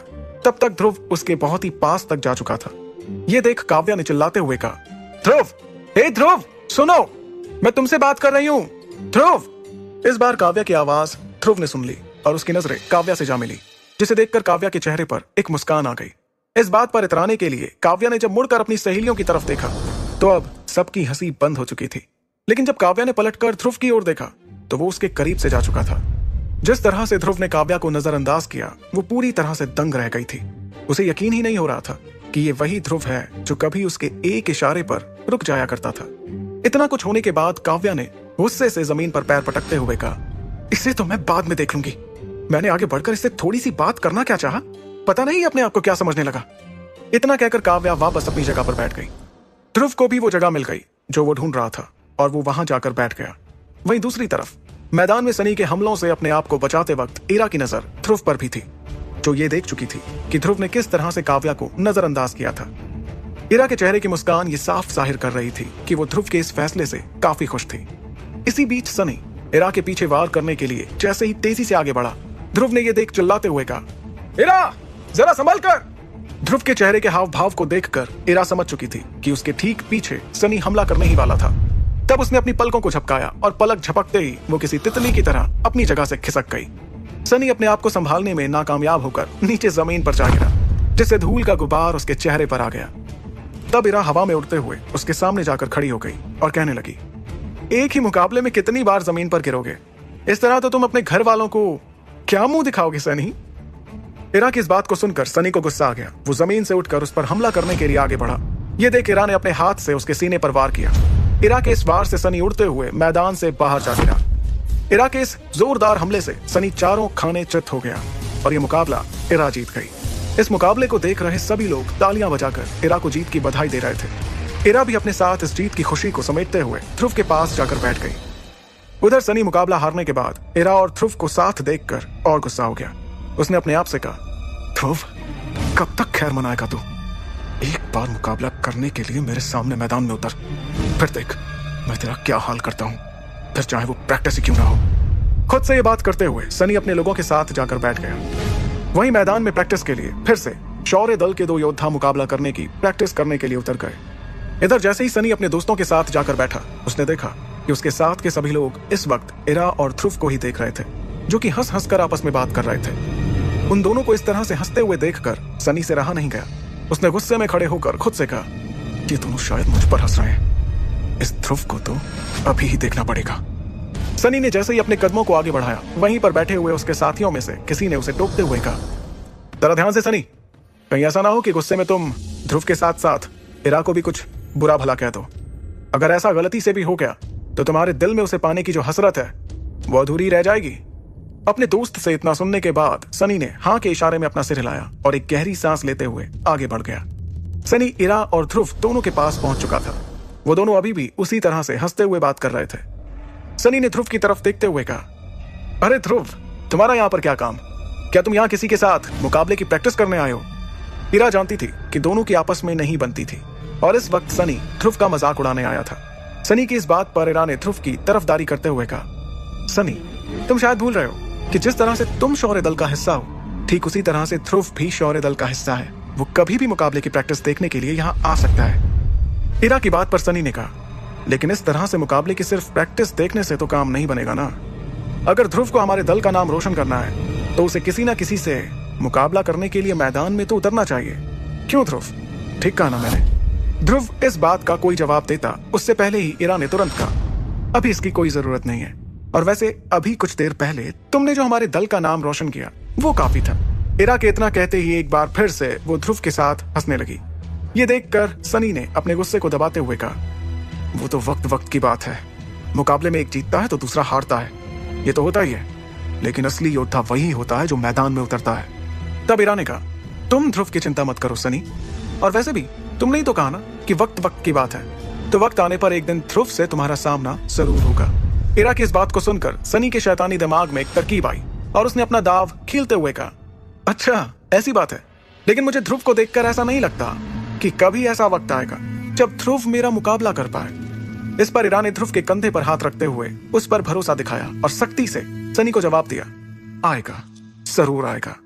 इस मौके का फायदा उठाते हुए सनी ने तुरंत ही कहा, ठीक है इरा, अगर ऐसी बात है तो फिर हम आज ही वो दिन तय कर लेते हैं जब ध्रुव मेरे साथ मैदान में मुकाबला करने के लिए उतरेगा। सनी के इतना कहते ही इरा थोड़ा हड़बड़ाने लगी। उसके चेहरे का रंग उड़ने लगा, जिसे देखते हुए सनी ने बेशर्मी से हंसते हुए कहा, क्यों, क्या हुआ? कहीं तुम डर तो नहीं गई ये सोचकर कि अगर ध्रुव मेरा मुकाबला करेगा तो कहीं उसको कुछ हो गया तो? अपने खिलाफ इतनी बातें सुनकर अब ध्रुव का खून खौलने लगा था। उसे अंगूठी में बंद विदुर और बाहर उसके साथ बैठी इरा दोनों ने रोकने की कोशिश की, लेकिन ध्रुव के इरादे अब कुछ और ही नजर आ रहे थे। वो बड़ी मुश्किल से अपने आप को कुछ भी कहने से रोक रहा था। अगले ही पल ध्रुव सीढ़ियों से नीचे उतरने के लिए आगे बढ़ा, लेकिन सनी ने उसे उकसाते हुए कहा, मैदान से बाहर जाने से क्या होगा ध्रुव? अगर बाहर ही जाना है तो तुम इस मैसेडोरिया शहर से ही बाहर क्यों नहीं चले जाते? अब वहां मौजूद लोगों का ध्यान मैदान में चल रहे मुकाबलों की प्रैक्टिस से ज्यादा सनी और ध्रुव पर था। इतना सुनने के बाद ध्रुव ने अपने कदमों को रोका और फिर कुछ सोचने के बाद एक बार फिर से अपने कदमों को आगे बढ़ाया, लेकिन तभी सनी ने अपनी बात को पूरा करते हुए कहा, चलो ठीक है ध्रुव, हम ऐसा करते हैं कि 1 साल बाद होने वाली यूथ सेरेमनी के वक्त हम दोनों के बीच एक फाइट तय करते हैं। बोलो, क्या तुम इस चुनौती के लिए तैयार हो? सनी के इतना कहने के बाद अब सभी का ध्यान ध्रुव पर था। इस बार सनी ने सीधे सीधे ध्रुव को उससे मुकाबला करने के लिए ललकारा था। आगे की कहानी जानने के लिए सुनते रहिए सुपर योद्धा। इतना कुछ सुनने के बाद भी जब ध्रुव ने सनी की बातों का कोई जवाब नहीं दिया तो सनी को लगने लगा कि ध्रुव उससे मुकाबला करने से पहले ही हार मान गया। लेकिन तभी सीढ़ियां उतरते हुए ध्रुव ने अपने कदमों को रोका और वापस से सीढ़ियां चढ़कर सनी के सामने आकर खड़ा हो गया। ध्रुव ने सनी की आंखों में आंखें डालकर कहा, ठीक है, 1 साल बाद यूथ सेरेमनी के समय ही तय होगा कि किसके बाजुओं में कितना दम है। ध्रुव के मुंह से इतना सुनते ही वहां मौजूद सभी लोग हैरान हो गए और सनी को तो इस बात का यकीन ही नहीं हो पा रहा था कि ध्रुव ने उसकी दी हुई चुनौती को मान लिया था। उधर दूसरी तरफ ध्रुव की अंगूठी में बंद विदुर ने अपने आप से कहा, यह लड़का पता नहीं क्या चाहता है, इसको इतना कुछ समझाने के बाद भी इसने पंगा ले ही लिया। वहीं इरा को समझ नहीं आ रहा था कि वो ध्रुव के इस फैसले पर क्या करे। भले ही वो जान चुकी थी कि ध्रुव ने अपनी शक्ति का एक सितारा और आगे बढ़ा लिया था, लेकिन वो इस बात को भी नकार नहीं सकती थी कि अभी ध्रुव की शक्तियां इतनी नहीं बढ़ पाई थीं कि वो सनी का सामना कर सके। और तो और सबसे बड़ी बात ये थी कि ध्रुव 1 साल में ऐसा क्या कर लेगा जिससे कि वो सनी से मुकाबला करने के काबिल भी बन पाए। यही सब सोचते हुए इरा परेशान होते हुए वहां से उठी और ध्रुव के साथ ट्रेनिंग ग्राउंड से बाहर निकल गई। रास्ते में इरा ने नाराज होते हुए ध्रुव से कहा, आखिर तुम्हें क्या जरूरत थी ये सब कहने की? क्या मेरे इशारा करने के बाद भी तुम्हें कुछ समझ नहीं आया? साफ साफ नजर आ रहा था कि सनी तुम्हें उकसाना चाहता था ताकि तुम उसकी बात मान लो और फिर वो सबके सामने तुम्हारा मजाक बनाए। ध्रुव ने अपनी आवाज में भरोसे के साथ जवाब दिया, लेकिन ऐसा हुआ तो नहीं ना? और शायद तुमने इस बात पर गौर नहीं किया कि जब मैंने सनी की चुनौती को मान लिया तो उसके चेहरे का रंग कैसे उड़ गया था और वहां मौजूद लोगों की आंखों में भी मैंने अपने लिए उस भरोसे को देखा जो मुझे 3 साल पहले उन सब की आंखों में नजर आता था।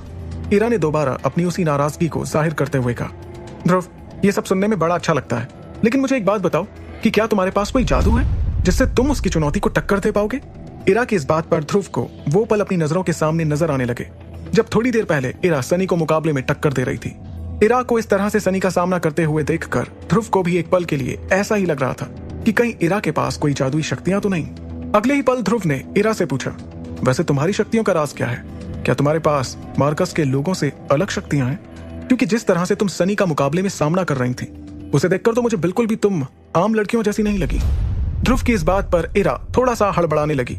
उसे हड़बड़ाते हुए देखकर ध्रुव को ऐसा लगा जैसे कि उसकी कही हुई बातों में शायद कोई ना कोई सच्चाई जरूर छुपी हुई थी। तभी इरा ने अपनी उस हड़बड़ाहट को छुपाते हुए कहा, ध्रुव, बात को पलटाने की कोशिश मत करो। अब ये सोचो कि आखिर तुम उस सनी का मुकाबला करोगे कैसे? ध्रुव ने इरा को सीधा जवाब नहीं दिया। ये बात करते करते दोनों शौर्य महल पहुंच चुके थे। इरा अपने कमरे में चली गई और ध्रुव इरा के बारे में सोचते हुए महल के सबसे ऊपर बने अपने कमरे में आ गया। थोड़ी देर बाद अपने बेड पर बैठकर पानी पीते हुए उसने अपने आप से कहा, पता नहीं क्यों लेकिन इरा मुझे कभी कभी बहुत ही अजीब लगती है। तभी उसकी अंगूठी में से एक आवाज गूंजी, तुम बिल्कुल सही समझ रहे हो, वैसे भी इरा का तुम्हारे परिवार में शामिल होना किसी कुत्ती से कम नहीं है, और तो और उसका अतीत भी कोई नॉर्मल नहीं लगता है। तभी ध्रुव की अंगूठी में से तेज सफेद रोशनी बाहर निकली और उस रोशनी के साथ विदुर ध्रुव को एक झटका देकर उस अंगूठी से बाहर निकला। बाहर निकलते ही वो उसके इर्द गिर्द घूमने लगा। इस झटके से ध्रुव ने नाराजगी के साथ थोड़ा तेज आवाज में कहा, आचार्य, हर बार इस तरह से बाहर आना जरूरी है क्या? तब विदुर ने हंसते हुए जवाब दिया, क्या तुम बात बात पर इतना नाराज हो जाते हो? मुझे धमाके के साथ आना पसंद है, इसलिए मैं हमेशा इसी तरह से आऊंगा। तुम अगली बार थोड़ा होशियार हो जाना। अगले ही पल ध्रुव ने अपनी नाराजगी को भुलाते हुए पूछा, क्या आपको इरा के अतीत के बारे में कुछ पता है? ध्रुव की इस बात पर विदुर ने मुस्कुराते हुए कहा, हाँ शायद, मैं उसके बारे में थोड़ा बहुत जानता हूं। इतना कहते ही विदुर ने ध्रुव के चेहरे पर इरा के बारे में सब कुछ जान लेने की इच्छा को समझ लिया और उसने ध्रुव से कहा, इरा के बारे में अभी तुम्हारे लिए जानना जरूरी नहीं है, वक्त आने पर तुम्हें खुद ब खुद सब कुछ पता चल जाएगा। फिलहाल मैं तुम्हें इरा के बारे में सिर्फ इतना बता सकता हूँ कि वो बहुत ही ताकतवर परिवार से संबंध रखती है। ध्रुव को इस बात का एहसास हो गया कि उसके आचार्य उसे इरा के बारे में और कोई नई बात नहीं बताने वाले।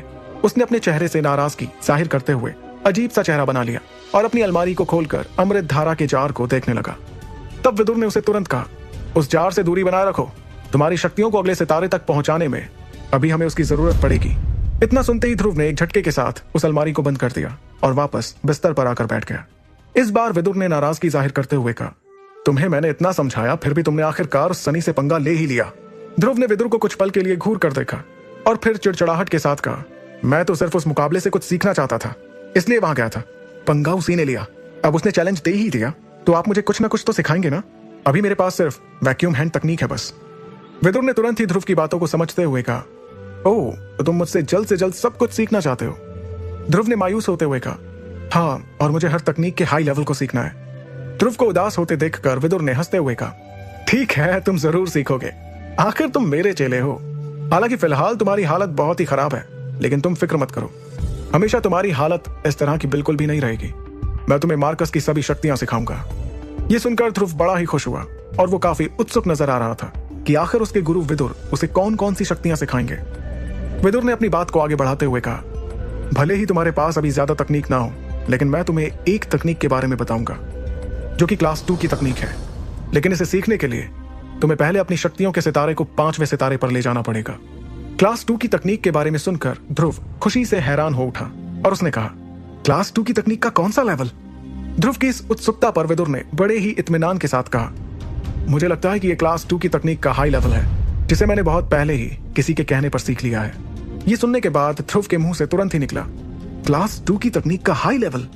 ध्रुव विदुर से क्लास 2 की तकनीक के हाई लेवल को सीखने के लिए बहुत ही बेकरार नजर आ रहा था, क्योंकि क्लास 2 की तकनीक का हाई लेवल बहुत ही कम लोगों ने सीखा हुआ था। लेकिन विदुर के लिए ये सिर्फ एक मामूली सी शक्ति थी। तभी ध्रुव को आदेश देते हुए विदुर ने अपनी उंगली उठाई और ध्रुव के सिर को हल्के से थपथपाते हुए कहा, मैंने बोला ना कि मैं तुम्हें ये सिखाऊंगा, चलो अपनी आंखें बंद करो और ध्यान केंद्रित करो।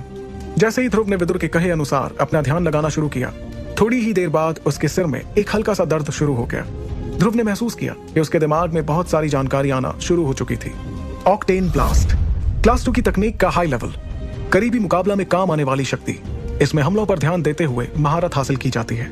मैं तुम्हें बता देता हूँ, क्लास 1 की तकनीक सबसे नॉर्मल होती है, उसके बाद आता है क्लास 2, फिर क्लास 3 और दुनिया की सबसे कमाल तकनीक होती है क्लास 4। हर तकनीक के 3 लेवल होते हैं, हाई, मीडियम और लो। अभी हम बात कर रहे हैं क्लास 2 की तकनीक ऑक्टेन ब्लास्ट के हाई लेवल की। ऑक्टेन ब्लास्ट के हमलों में 8 अलग अलग ताकतें होती हैं। ये ताकतें इतनी ताकतवर होती हैं कि इसे क्लास 3 की तकनीक के लो लेवल के बराबर माना जाता है। विदुर ध्रुव से ये बातें कह रहे थे और अब ध्रुव धीरे धीरे होश में आते हुए नजर आ रहा था। उसके पूरे शरीर में वो सारी जानकारियां दौड़ रही थीं, जिसे अभी अभी विदुर ने उसके दिमाग में डाला था। ध्रुव ने अपनी आंखें खोली और एक गहरी सांस लेते हुए कहा, मतलब इस तकनीक का हमला क्लास 3 की तकनीक के लो लेवल के बराबर होता है। ये तो काफी सही है। मार्कस पर जब शक्तियों की बात हो और वो भी क्लास 2 की तकनीक और क्लास 3 की तकनीक के बीच की, तो उन दोनों के बीच में एक बहुत बड़ा फर्क था, क्योंकि क्लास 3 की तकनीक मार्कस की दूसरी सबसे शक्तिशाली तकनीक थी और पहली थी क्लास 4। फिर भी क्लास 2 की तकनीक के ऑक्टेन ब्लास्ट के बारे में माना जाता था कि क्लास 3 की तकनीक के लो लेवल को टक्कर दे सकती थी। ऑक्टेन ब्लास्ट के बारे में जानने के बाद ध्रुव कहने लगा, अगर मैं इस शक्ति को सीख कर इसका अच्छे से इस्तेमाल करना सीख जाऊं तो मैं शायद सनी को हरा सकता हूं। ध्रुव ऑक्टेन ब्लास्ट के बारे में इतना कुछ सोच ही रहा था कि उसके ध्यान को तोड़ते हुए विदुर ने उसे हकीकत से रूबरू कराते हुए कहा, अरे अरे अरे, अभी से इतने ख्याली प्लाव भी मत बनाओ। भले ही क्लास 2 की तकनीक सीखने के लिए किसी को अपनी शक्तियों के सितारे को बहुत ज्यादा बढ़ाने की जरूरत ना हो, लेकिन अगर कोई इसका इस्तेमाल करता है तो उसके बाजुओं में ताकत का होना जरूरी है। नहीं तो हो सकता है आप अपने दुश्मन का सामना करने से पहले ही खुद के हाथ पैर तुड़वा लो।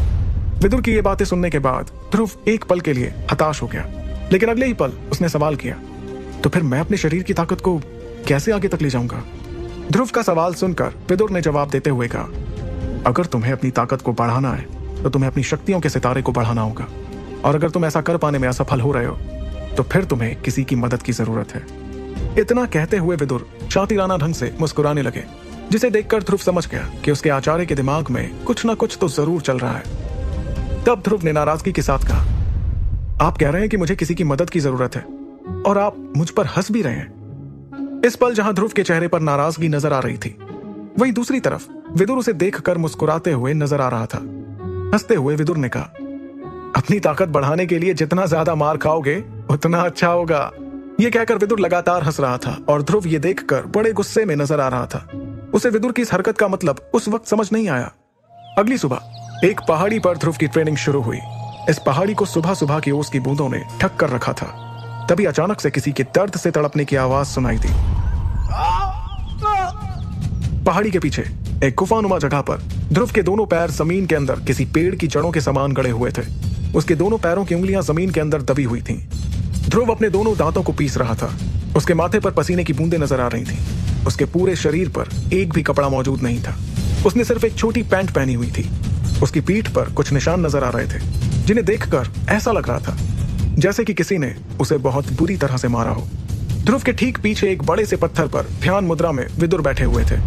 विदुर के चेहरे पर एक बहुत गंभीर भाव नजर आ रहा था, क्योंकि वो जानते थे कि ध्रुव किस दर्द को सहन करने की कोशिश कर रहा था। तभी विदुर ने अपनी हथेली को धीरे से ऊपर की ओर उठाया, और जैसे ही विदुर ने ऐसा किया तो ध्रुव के चारों तरफ कुछ सख्त से दिखने वाली गेंद नजर आने लगी। ऐसा लग रहा था जैसे वो गेंदें लोहे की थीं। विदुर ने जैसे ही इशारा किया, वो गेंदें ध्रुव के शरीर पर वार करने लगी। इससे ध्रुव को बड़ी चोटें लग रही थीं और उसके मुंह से चीख निकल रही थी। ध्रुव के होंठ इस मार की वजह से कांपते हुए नजर आ रहे थे। वो इस दर्द को सहते हुए अपने दांतों के भीतर से सांस लेने की कोशिश कर रहा था। उसका कंधा सुन्न हो चुका था और तेज दर्द की लहर ने उसके दिल में जगह बना ली। तेज दर्द को सहन करते हुए उसने महसूस किया कि उसके पैर पूरी तरह से नर्म पड़ चुके थे और उसका संतुलन अब पूरी तरह से खत्म हो गया था। इस दर्द को सहन करने के कुछ देर बाद अब उसका शरीर फिर से धीरे धीरे सामान्य होता चला जा रहा था। जब उसके कंधे का दर्द धीरे धीरे दूर हो गया, ध्रुव का चेहरा ठीक होते जा रहा था और उसने खुद पर गुस्से में चिल्लाया, एक बार फिर से आचार्य। ध्रुव को देखते हुए विदुर के मुरझाए हुए चेहरे पर एक मुस्कान दिखाई दी। उन्होंने धीरे से अपने सिर को हिलाया और एक बार फिर से अपने हाथों से इशारा किया। उनके इशारे से वो सख्त गेंदें ध्रुव के शरीर पर बरसने लगीं।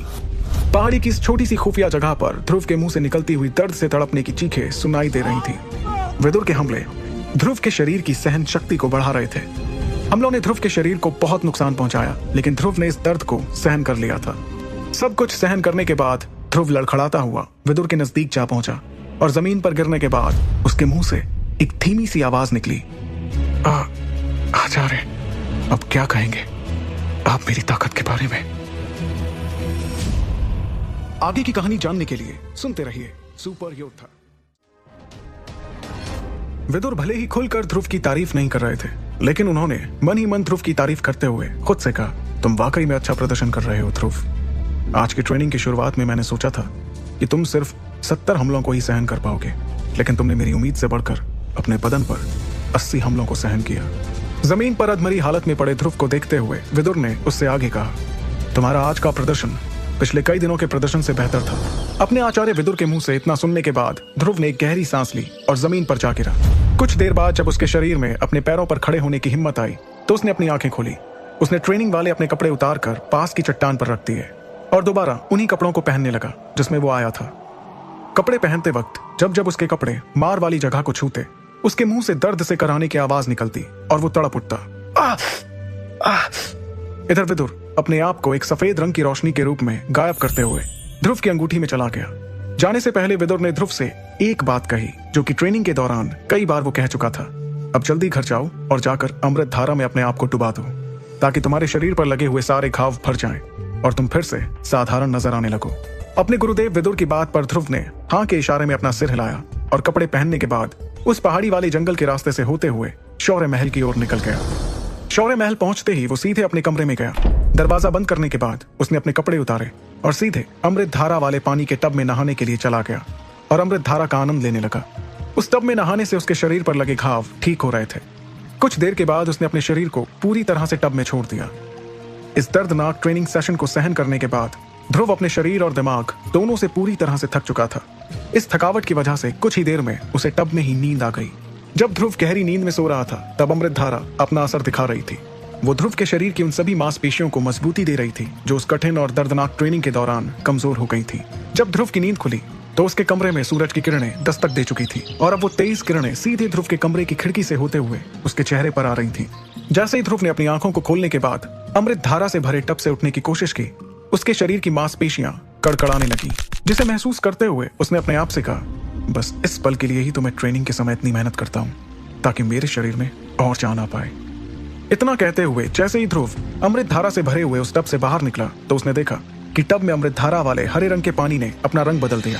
अब उसमें हरे रंग के पानी की जगह पूरी तरह साफ पानी दिखाई दे रहा था।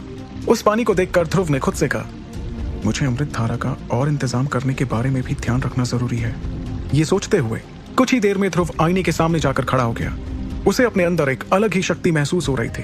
ध्रुव ने अपने आप को आईने में देखकर खुश होते हुए खुद से कहा, अब आखिरकार मैं शक्ति के 5वें सितारे पर हूँ, अब मैं नहीं रुकूंगा। आधे महीने में शक्ति का 4था सितारा और फिर अगले 1.5 महीने में शक्ति के 5वें सितारे को पाना पहले वाले ध्रुव के लिए नामुमकिन था।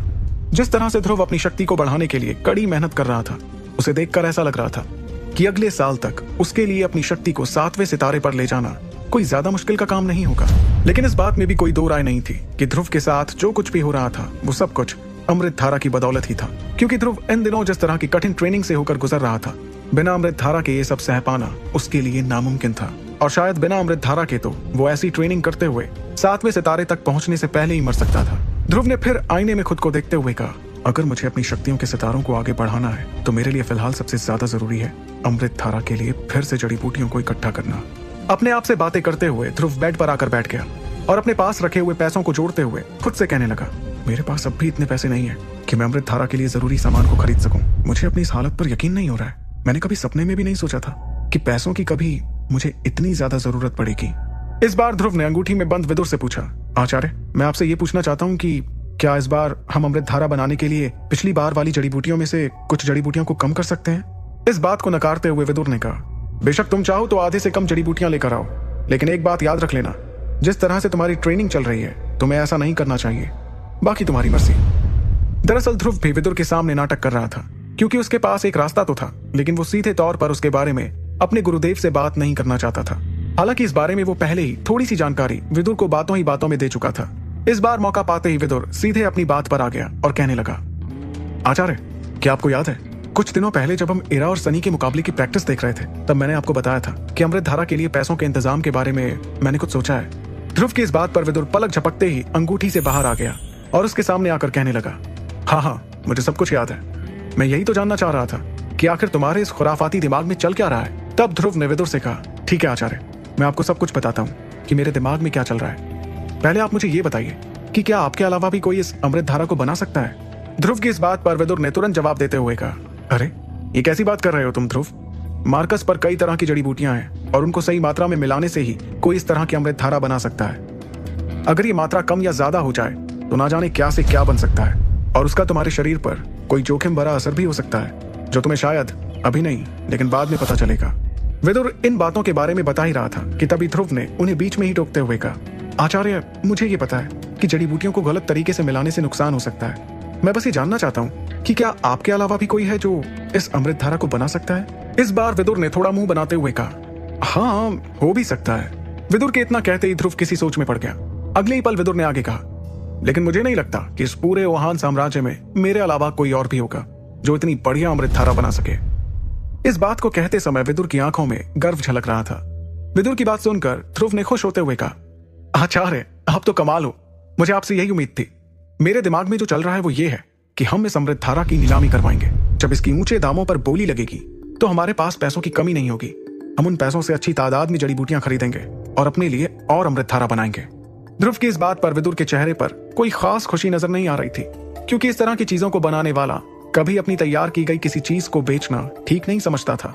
विदुर ने सपाट लहजे में ध्रुव से कहा, अगर तुम्हें यही ठीक लगता है तो देख लो, तुम्हारी मर्जी है, मैं कुछ नहीं कहना चाहता इसमें। जब ध्रुव ने जान लिया कि इस अमृतधारा की नीलामी से विदुर को कोई परेशानी नहीं है तो वो खुश हुआ और उसके पास अब जितने पैसे बाकी थे उससे उसने कुछ जड़ी बूटियों को खरीदने के बारे में सोचा।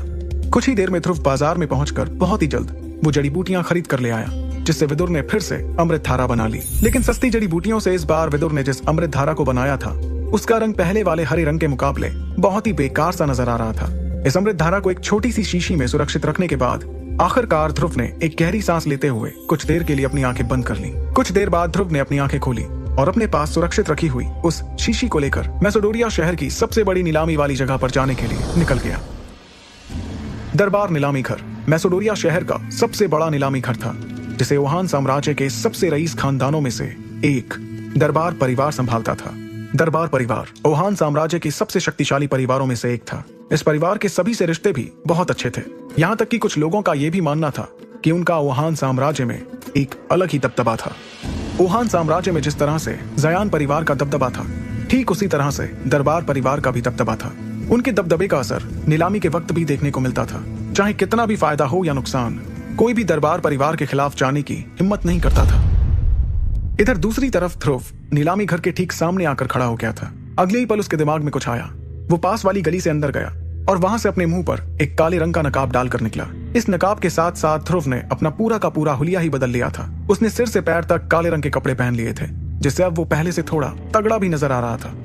उसे इस हुलिये में अब कोई भी पहचान नहीं सकता था। अब ध्रुव ने एक राहत की सांस ली, लेकिन ऐसा बिल्कुल भी नहीं था कि अपना हुलिया बदलने के बाद ध्रुव बेपरवाह हो गया था। बल्कि वो इस बात को बहुत अच्छे से जानता था कि जब लोगों को इस अमृतधारा के बारे में पता चलेगा तो इस बात को बहुत ही होशियारी से संभालना होगा, क्योंकि शायद वो इस बात को समझ चुका था कि जब इस अमृतधारा के बारे में शहर के दलों को पता चलेगा तो हर कोई इसे पाने की ख्वाहिश रखेगा।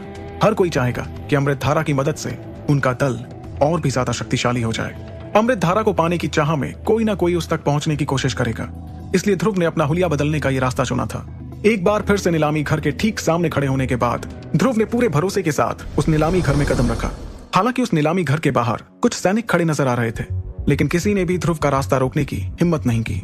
नीलामी घर में जाने के बाद ध्रुव ने बहुत ही जल्द अपनी नजरों को इधर उधर दौड़ाना शुरू कर दिया और तभी उसकी नजर एक कमरे पर गई।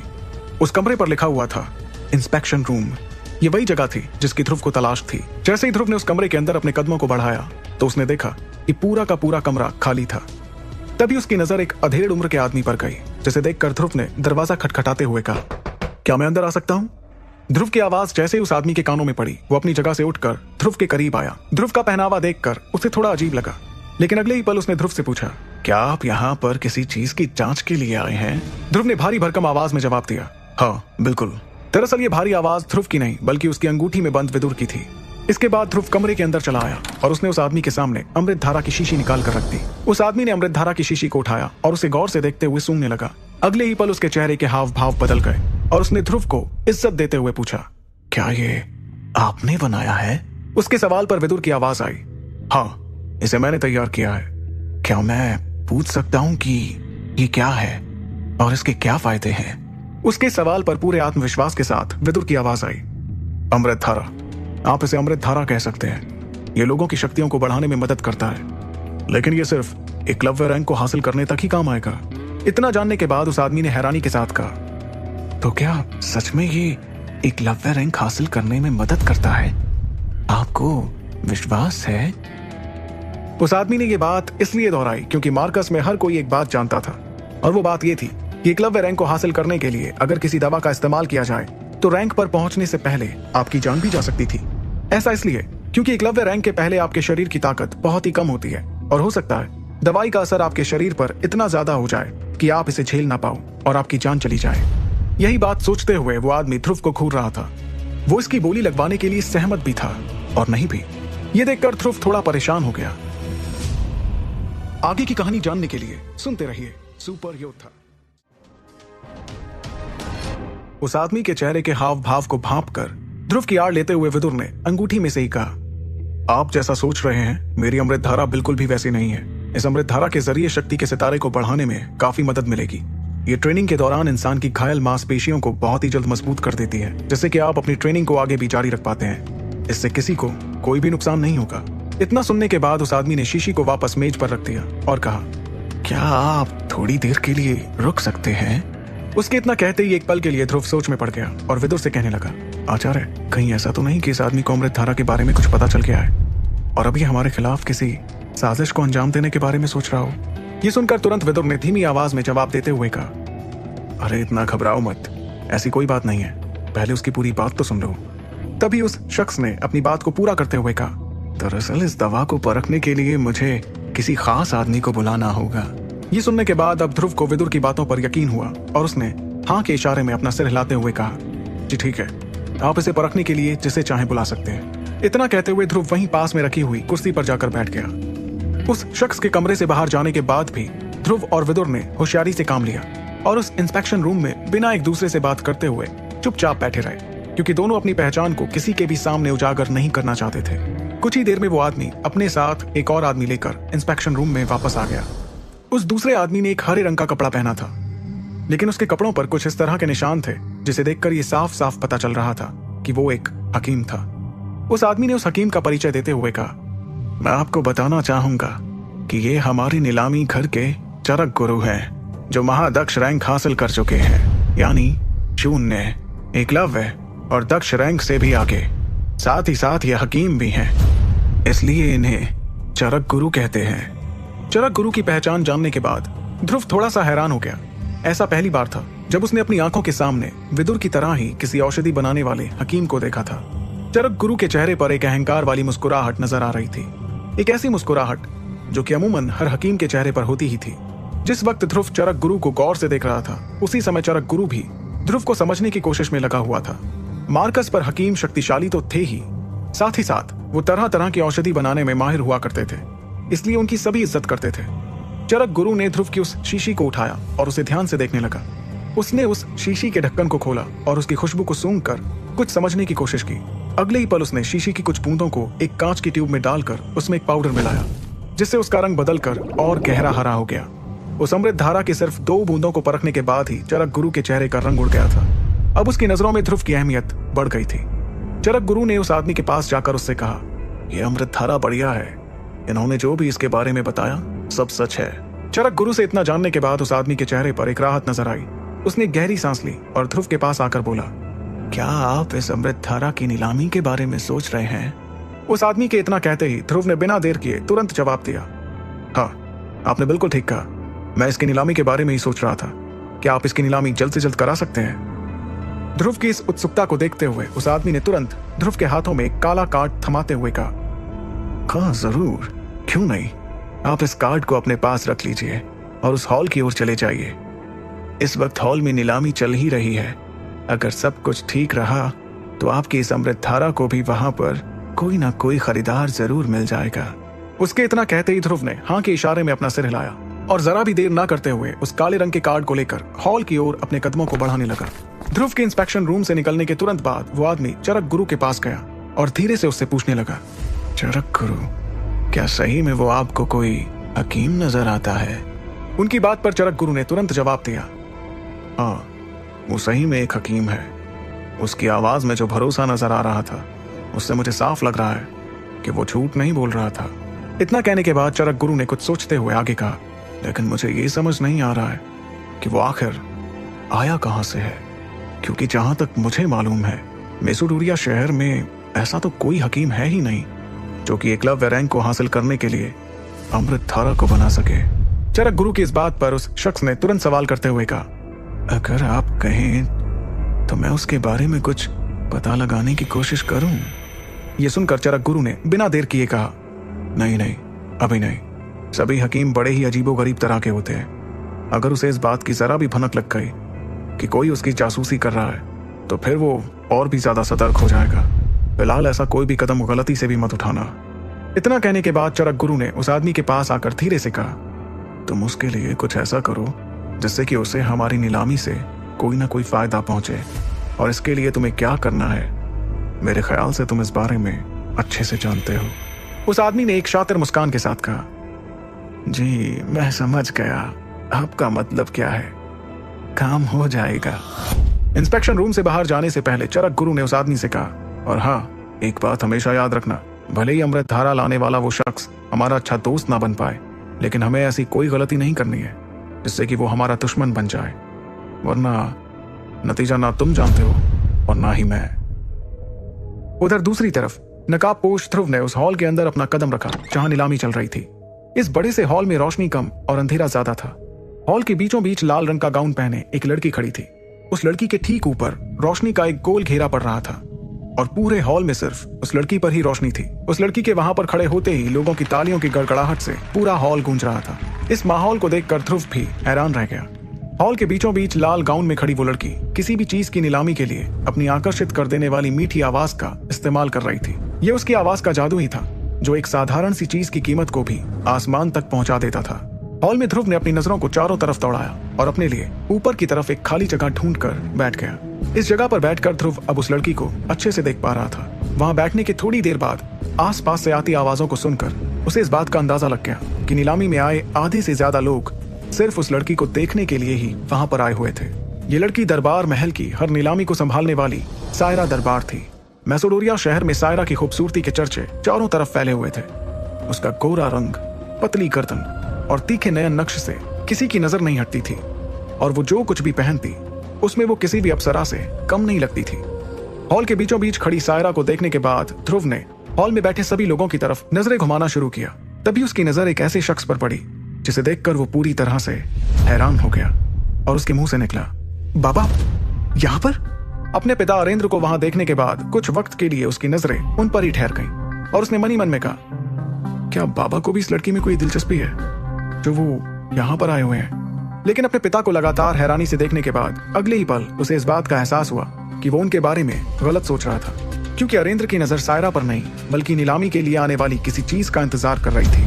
ध्रुव ने अपने पिता की तरफ देखते हुए अपने आप से कहा, आखिर बाबा इस नीलामी में क्या लेने आए हुए हैं? थोड़ी देर में ध्रुव की नजरें उसी मैसेडोरिया शहर के दो दूसरे दल, आमिश दल और लश्कार दल के लीडर्स पर गई। उन सभी को वहां पर देखने के बाद ध्रुव ने कुछ सोचते हुए खुद से कहा, आखिर इस हॉल में ऐसी कौन सी चीज की नीलामी होने वाली है जिसके लिए इन सभी दलों के लीडर्स को नीलामी में आना पड़ा? हो ना हो कोई खास बात तो जरूर है जो ये तीनों एक साथ यहाँ पर दिखाई दे रहे हैं। उन्हें देखने के बाद एक बार फिर से ध्रुव की नजर सायरा पर गई और उसने इस बार उसे देखते हुए मन ही मन में कहा, मुझे तो लगता है कि इस लड़की की खूबसूरती और आवाज का जादू ही कुछ ऐसा होगा जिससे हर कोई इसकी ओर खिंचा चला आता होगा। नीलामी के वक्त जब बोली लगाने वाले लोगों को ये देखती होगी तो उस समय यहाँ का माहौल कुछ और ही हो जाता होगा। ध्रुव सायरा के बारे में मन ही मन ये सब कुछ सोच ही रहा था कि उसने देखा कि सायरा ने अपने दोनों हाथों को मिलाते हुए 2 बार ताली बजाई। उसका ये इशारा मिलते ही वहां रखी एक मेज पर रखे लाल रंग के कपड़े पर सफेद रंग की रोशनी पड़ी। उस लाल रंग के कपड़े के नीचे कुछ रखा हुआ था। अगले ही पल सायरा की मीठी आवाज उस हॉल में गूंजी, ये आप सभी के लिए है। आज नीलामी घर में एक अनमोल चीज नीलामी के लिए आई है। मैं उम्मीद करती हूँ कि यहाँ बैठे सभी लोगों को ये चीज बहुत ही दिलचस्प लगेगी और आज उसकी बोली बहुत ऊंचाई तक पहुंचेगी। सायरा के अगले ही इशारे पर एक लड़की उस मेज के पास पहुंची और उस चीज को ढके हुए लाल रंग के कपड़े को हटा दिया, जिससे सबकी नजरों के सामने ध्रुव की लाई हुई अमृत धारा की वो हरे रंग की शीशी दिखाई देने लगी। सायरा ने अपने कदमों को उस शीशी की ओर बढ़ाया और उसे अपने हाथों में उठाने के बाद हॉल में बैठे हुए हर शख्स को वो हरे रंग की अमृत धारा दिखाने लगी। हॉल में बैठे सभी लोगों की नजरें इस वक्त सायरा के हाथ में मौजूद उस अमृत धारा की शीशी पर टिकी हुई थी। सभी लोगों का ध्यान तोड़ते हुए सायरा ने अपनी मीठी आवाज में कहा, अमृत धारा, इस शीशी में आप लोगों को जो हरे रंग के पानी जैसी चीज नजर आ रही है उसे अमृत धारा कहते हैं। यह अमृत धारा एकलव्य रैंक के नीचे के लोगों के लिए बहुत ही फायदेमंद है। एकलव्य रैंक को हासिल करने के लिए जो लोग मेहनत कर रहे हैं उनकी ट्रेनिंग में ये बहुत मदद कर सकती है। अगर यहाँ बैठे लोगों में से कोई अपने बच्चों या पोते पोतियों को जल्द से जल्द एकलव्य बनते हुए देखना चाहता है तो ये उन लोगों के लिए बिल्कुल सही चीज है। सायरा के मुंह से निकलने वाले एक एक शब्द ने उस हॉल में आए हुए सभी लोगों को उसकी बातों पर सोचने के लिए मजबूर कर दिया था।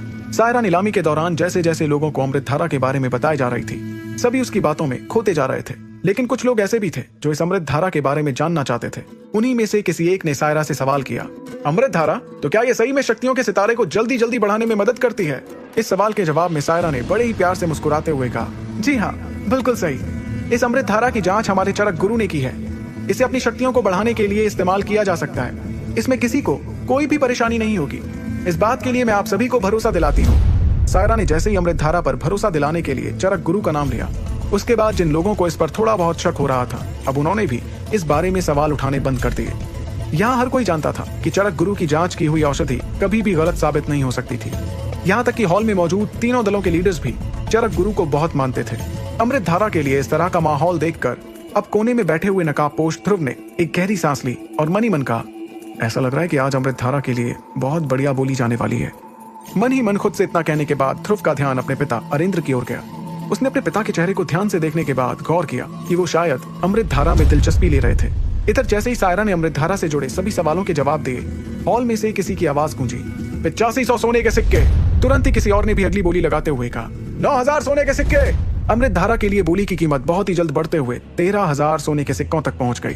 भले ही इस अमृत धारा को खरीदने के लिए शुरुआत में अरेंद्र के चेहरे पर काफी दिलचस्पी नजर आ रही थी, लेकिन इस वक्त वो सिर्फ बोलियों की कीमतों के थमने का इंतजार करते हुए दिखाई दे रहे थे। आगे की कहानी जानने के लिए सुनते रहिए सुपर योद्धा। हॉल में नीलामी की कीमत धीरे धीरे बढ़ती चली जा रही थी।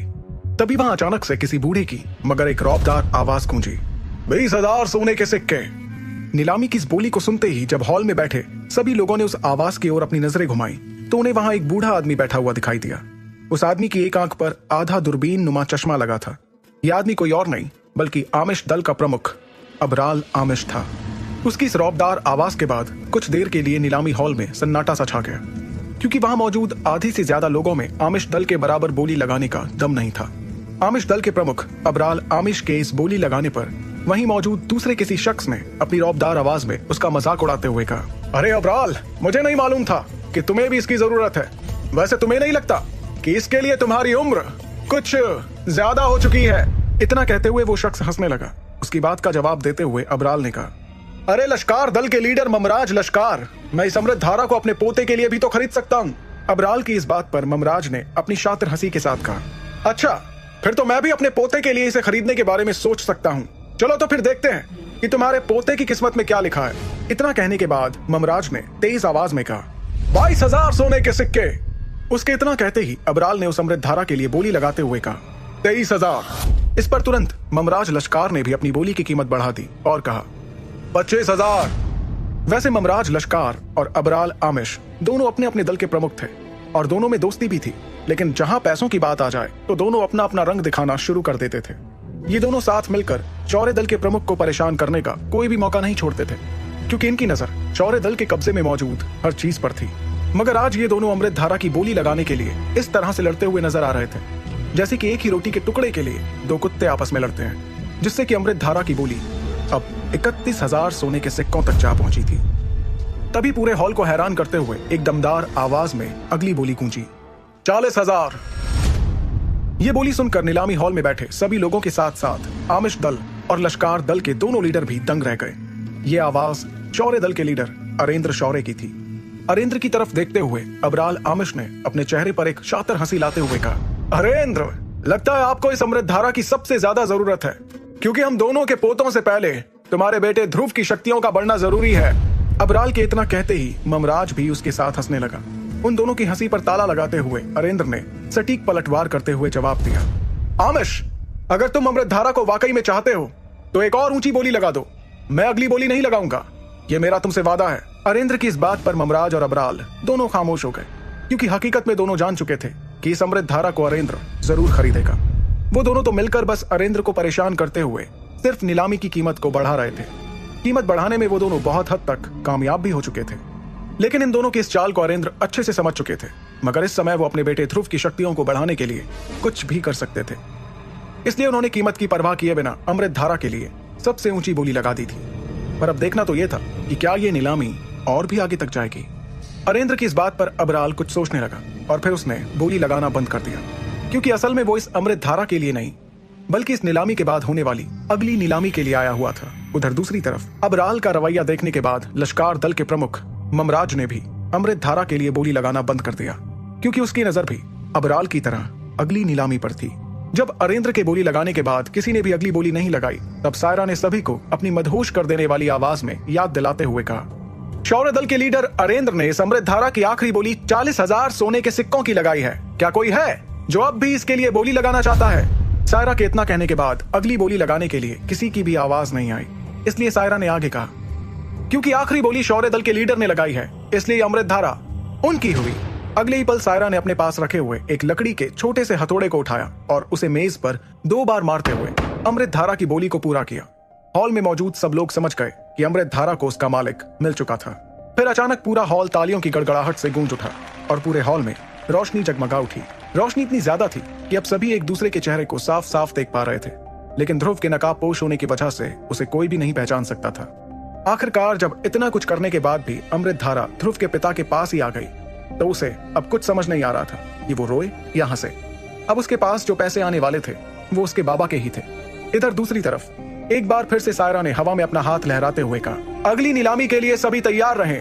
सायरा के इतना कहते ही एक बार फिर से नीलामी हॉल में अंधेरा छा गया। इस वक्त रोशनी सिर्फ और सिर्फ सायरा के चेहरे पर पड़ रही थी। दरअसल अब वही आखिरी नीलामी होने वाली थी, जिसके लिए आमिश दल और लश्कार दल के लीडरों ने अमृतधारा की बोली को और आगे नहीं बढ़ाया। दोनों को अपने पैसे इस अगली नीलामी पर लगाने थे। सायरा ने अपने हाथ में मौजूद उस अमृतधारा की शीशी को वापस मेज पर रख दिया। उसके बाद एक लकड़ी के कटोरे में रखी हुई हरे रंग की बड़ी सी गोली को हाथ में ले लिया। उस गोली को सबको दिखाते हुए उसने कहा, यह है क्लास 2 की हाई लेवल तकनीक, हरिकेन चांट। जैसे ही लोगों ने सायरा के मुंह से हरिकेन चांट के बारे में सुना, पूरे हॉल में सन्नाटा छा गया। किसी शक्ति के इस्तेमाल की यह तकनीक एक योद्धा के साथ जिंदगी भर रहती थी, और यह भी हो सकता है कि उस योद्धा से ये तकनीक उसकी आने वाली अगली पीढ़ी को भी मिल जाए। अगर किसी के पास केवल गोलियां, कोई शरबत या फिर अमृत धारा ही क्यों ना हो, उसके पास ये सब कुछ होने के बाद भी अगर शक्ति की कोई हाई लेवल टेक्निक नहीं है, तो फिर वो कितनी ही गोलियां क्यों ना खा ले, कितना ही शरबत या अमृत धारा क्यों ना इस्तेमाल कर ले, वो कभी भी ताकतवर नहीं बन पाएगा। इसलिए हर कोई सायरा की बताई हुई तकनीक को पाने की चाह में था, लेकिन अब देखना यह था कि उसकी बोली कहां से शुरू होगी। नीलामी घर में बैठे हुए सभी लोगों का ध्यान उस हरे रंग की गोली पर गया।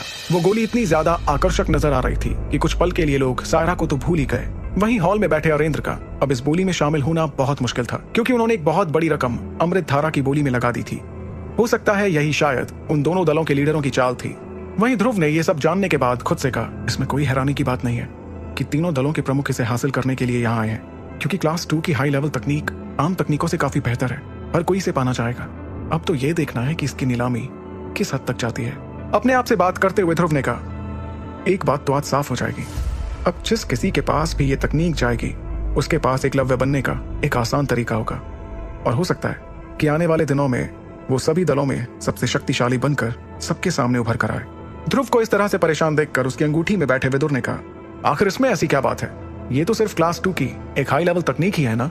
विदुर के लिए ये कोई बड़ी बात नहीं थी, क्योंकि उसके पास तो शक्तियों का खजाना था, लेकिन अपने आचार्य से इस तरह की बात सुनकर ध्रुव के मुंह से सिर्फ इतना निकला, आप इसे सिर्फ एक नॉर्मल टेक्निक कह रहे हैं, आपको लगता है कि इसमें कोई खास बात नहीं। और फिर उसने मन ही मन में कहा, आचार्य से इस बारे में बात करना मतलब अपना ही सर खपाना है। वो तो अपने आप को पता नहीं क्या समझते हैं, और तो और वो अपने बारे में कुछ बताते भी नहीं। फिलहाल मेरे लिए यही बेहतर होगा कि मैं चुपचाप यहाँ बैठकर नीलामी होते देखूं। जब ध्रुव ने विदुर को इस बारे में सही से जवाब नहीं दिया, तो विदुर ने उसे कहा, मेरे हिसाब से तुम इन सब बातों को भूलकर सिर्फ अपनी ट्रेनिंग पर ध्यान दो तो ज्यादा बेहतर है। जिस दिन तुम एकलव्य बन जाओगे, मैं तुम्हें बताऊंगा कि आखिर हाई लेवल की तकनीक क्या होती है। अपने आचार्य की इस बात पर ध्रुव ने जवाब देते हुए कहा, उम्मीद करता हूँ कि मैं बहुत जल्द एकलव्य रैंक तक पहुंच जाऊं। उधर सायरा ने सभी लोगों का ध्यान अपनी ओर खींचते हुए उस गोली को अपने हाथ में लिया और अपनी मदहोश कर देने वाली आवाज में कहा, हर कोई इस तकनीक को लेकर इस बात का अंदाजा लगा सकता है कि इसे हासिल करने के बाद उसकी शक्तियां कहां से कहां पहुंच जाएंगी। यहां पर इसे पाने के लिए हर कोई इसकी बोली लगा सकता है। तभी हॉल में बैठे हुए लोगों में से किसी एक ने चिल्लाकर सायरा से कहा, हाँ हम जानते हैं, अब आप जल्दी बोली लगाइए और नीलामी की शुरुआत कीजिए। उसकी इस बात पर सायरा ने हल्के से मुस्कुराया और अपनी मीठी आवाज में कहा, हरिकेन चांट तकनीक की बोली की शुरुआत होती है 2 लाख सोने के सिक्कों के साथ। सायरा के इतना कहते ही नीलामी हॉल में सन्नाटा सा छा गया था। इस बोली के साथ ही वहां बैठे आधे लोग इस नीलामी से बाहर हो गए थे, क्योंकि वहां पर बैठे हुए कई लोग ऐसे थे जिनके पास इसे खरीदने के लिए इतने पैसे नहीं थे। सायरा ने जिस बोली के साथ इस नीलामी की शुरुआत की थी, उसे सुनने के बाद ध्रुव ने मन ही मन कहा, सायरा को किसी का कत्ल करने के लिए किसी हथियार की जरूरत नहीं है, इसका इस तरह मदहोशी से बात करना ही काफी है। क्या गजब की शुरुआत की है इसने बोली की। 2 लाख सोने के सिक्के। ये शौर्य दल के पूरे 2 साल के मुनाफे के बराबर है। दोनों दलों के लीडर इस तकनीक की शुरुआती बोली को सुनकर हैरान हो गए थे। वो दोनों इस बात को बहुत अच्छे से जानते थे कि ये बोली बहुत ज्यादा थी, लेकिन वो इस बात से भी इनकार नहीं कर सकते थे कि हरिकेन चांट तकनीक चीज ही ऐसी थी कि अगर उसे उन्होंने ऊंची कीमत पर भी खरीद लिया तो वो इसे कभी ना कभी किसी और को जरूर बेच सकते हैं। इधर 2 लाख की बोली के आगे किसी ने भी कोई दूसरी बोली नहीं लगाई। पूरे नीलामी हॉल में सन्नाटा सा पसरा हुआ था। तभी सायरा ने सबकी तरफ देखते हुए मुस्कुराया और मनी मन कहा, भले ही तुम सब लोग फिलहाल बोली की इस शुरुआती कीमत के बाद कुछ देर के लिए सन्न रह गए हो, लेकिन मैं जानती हूँ कि हरिकेन चांट जैसी हाई लेवल तकनीक के लिए तुम लोग अपनी जिंदगी का कमाया हुआ सारा पैसा लगा सकते हो। सायरा मन में इतना सोच ही रही थी कि तभी एक अधेड़ उम्र के आधे गंजे आदमी की आवाज नीलामी हॉल में गूंजी, 2,10,000 सोने के सिक्के। अरेंद्र ने जैसे ही उस बोली लगाने वाले शख्स की ओर देखा तो उसे नजर आया कि वो तो एक व्यापारी था। इस व्यापारी की मेसोडोरिया शहर में हथियारों की दुकान थी और उसने लगभग पूरे हथियारों के बाजार पर अपना दबदबा बनाकर रखा हुआ था। हालांकि वो तीनों दलों के लीडरों से मुकाबला नहीं कर सकता था, लेकिन फिर भी वो काफी ताकतवर था। उस हथियारों के व्यापारी की बोली लगाने के तुरंत बाद किसी की एक बार और बोली लगाने की आवाज गूंजी, 2,30,000 सोने के सिक्के। जब हॉल में मौजूद सभी लोगों ने उसकी ओर देखा तो सबको पता चला कि ये भी मेसोडोरिया शहर का एक बहुत बड़ा व्यापारी था। इस व्यापारी की बाजार में दवा की कई दुकानें थी। ये भी तीनों दलों के लीडरों से मुकाबला तो नहीं कर सकता था, लेकिन यह व्यापारी भी काफी शक्तिशाली था। इस दवा व्यापारी को हथियार के दुकान वाले व्यापारी ने घूर कर देखा और नीलामी की अगली बोली के लिए जोर से चिल्लाया, 2,40,000। ये बोली सुनने के बाद नीलामी घर में तालियों की गड़गड़ाहट होने लगी। आखिरकार जब दोनों व्यापारी एक दूसरे को बोली लगाने के बाद घूर रहे थे, तभी उन दोनों के कान में अगली बोली की आवाज गूंजी, 3 लाख। ये बोली लगाने वाला कोई और नहीं बल्कि आमिश दल का प्रमुख अबराल आमिश था। उसकी इस बोली की रकम को सुनकर उन दोनों व्यापारियों ने अपने पैर पीछे कर लिए। 3 लाख सोने के सिक्कों की बोली। सब जानते थे कि मेसोडोरिया शहर में आमिश दल को टक्कर देने वाले सिर्फ 2 ही दल थे, शौर्य दल और लश्कार दल। इसमें से लश्कार दल के प्रमुख ममराज ने अगली बोली लगाई, 3,50,000। इस पर अबराल ने एक और बोली लगाई, 3,70,000। अब ममराज की बोली की आवाज आई, 3,80,000। ममराज की बोली को टक्कर देते हुए अबराल भी लगातार उससे ऊंची बोली लगाते जा रहा था। उन दोनों को इस तरह से नीलामी में बोली लगाते हुए देखकर ऐसा लग रहा था जैसे वो किसी भी कीमत पर बस उस क्लास 2 की हाई लेवल तकनीक को हासिल करना चाहते थे। आगे की कहानी जानने के लिए सुनते रहिए सुपर योद्धा।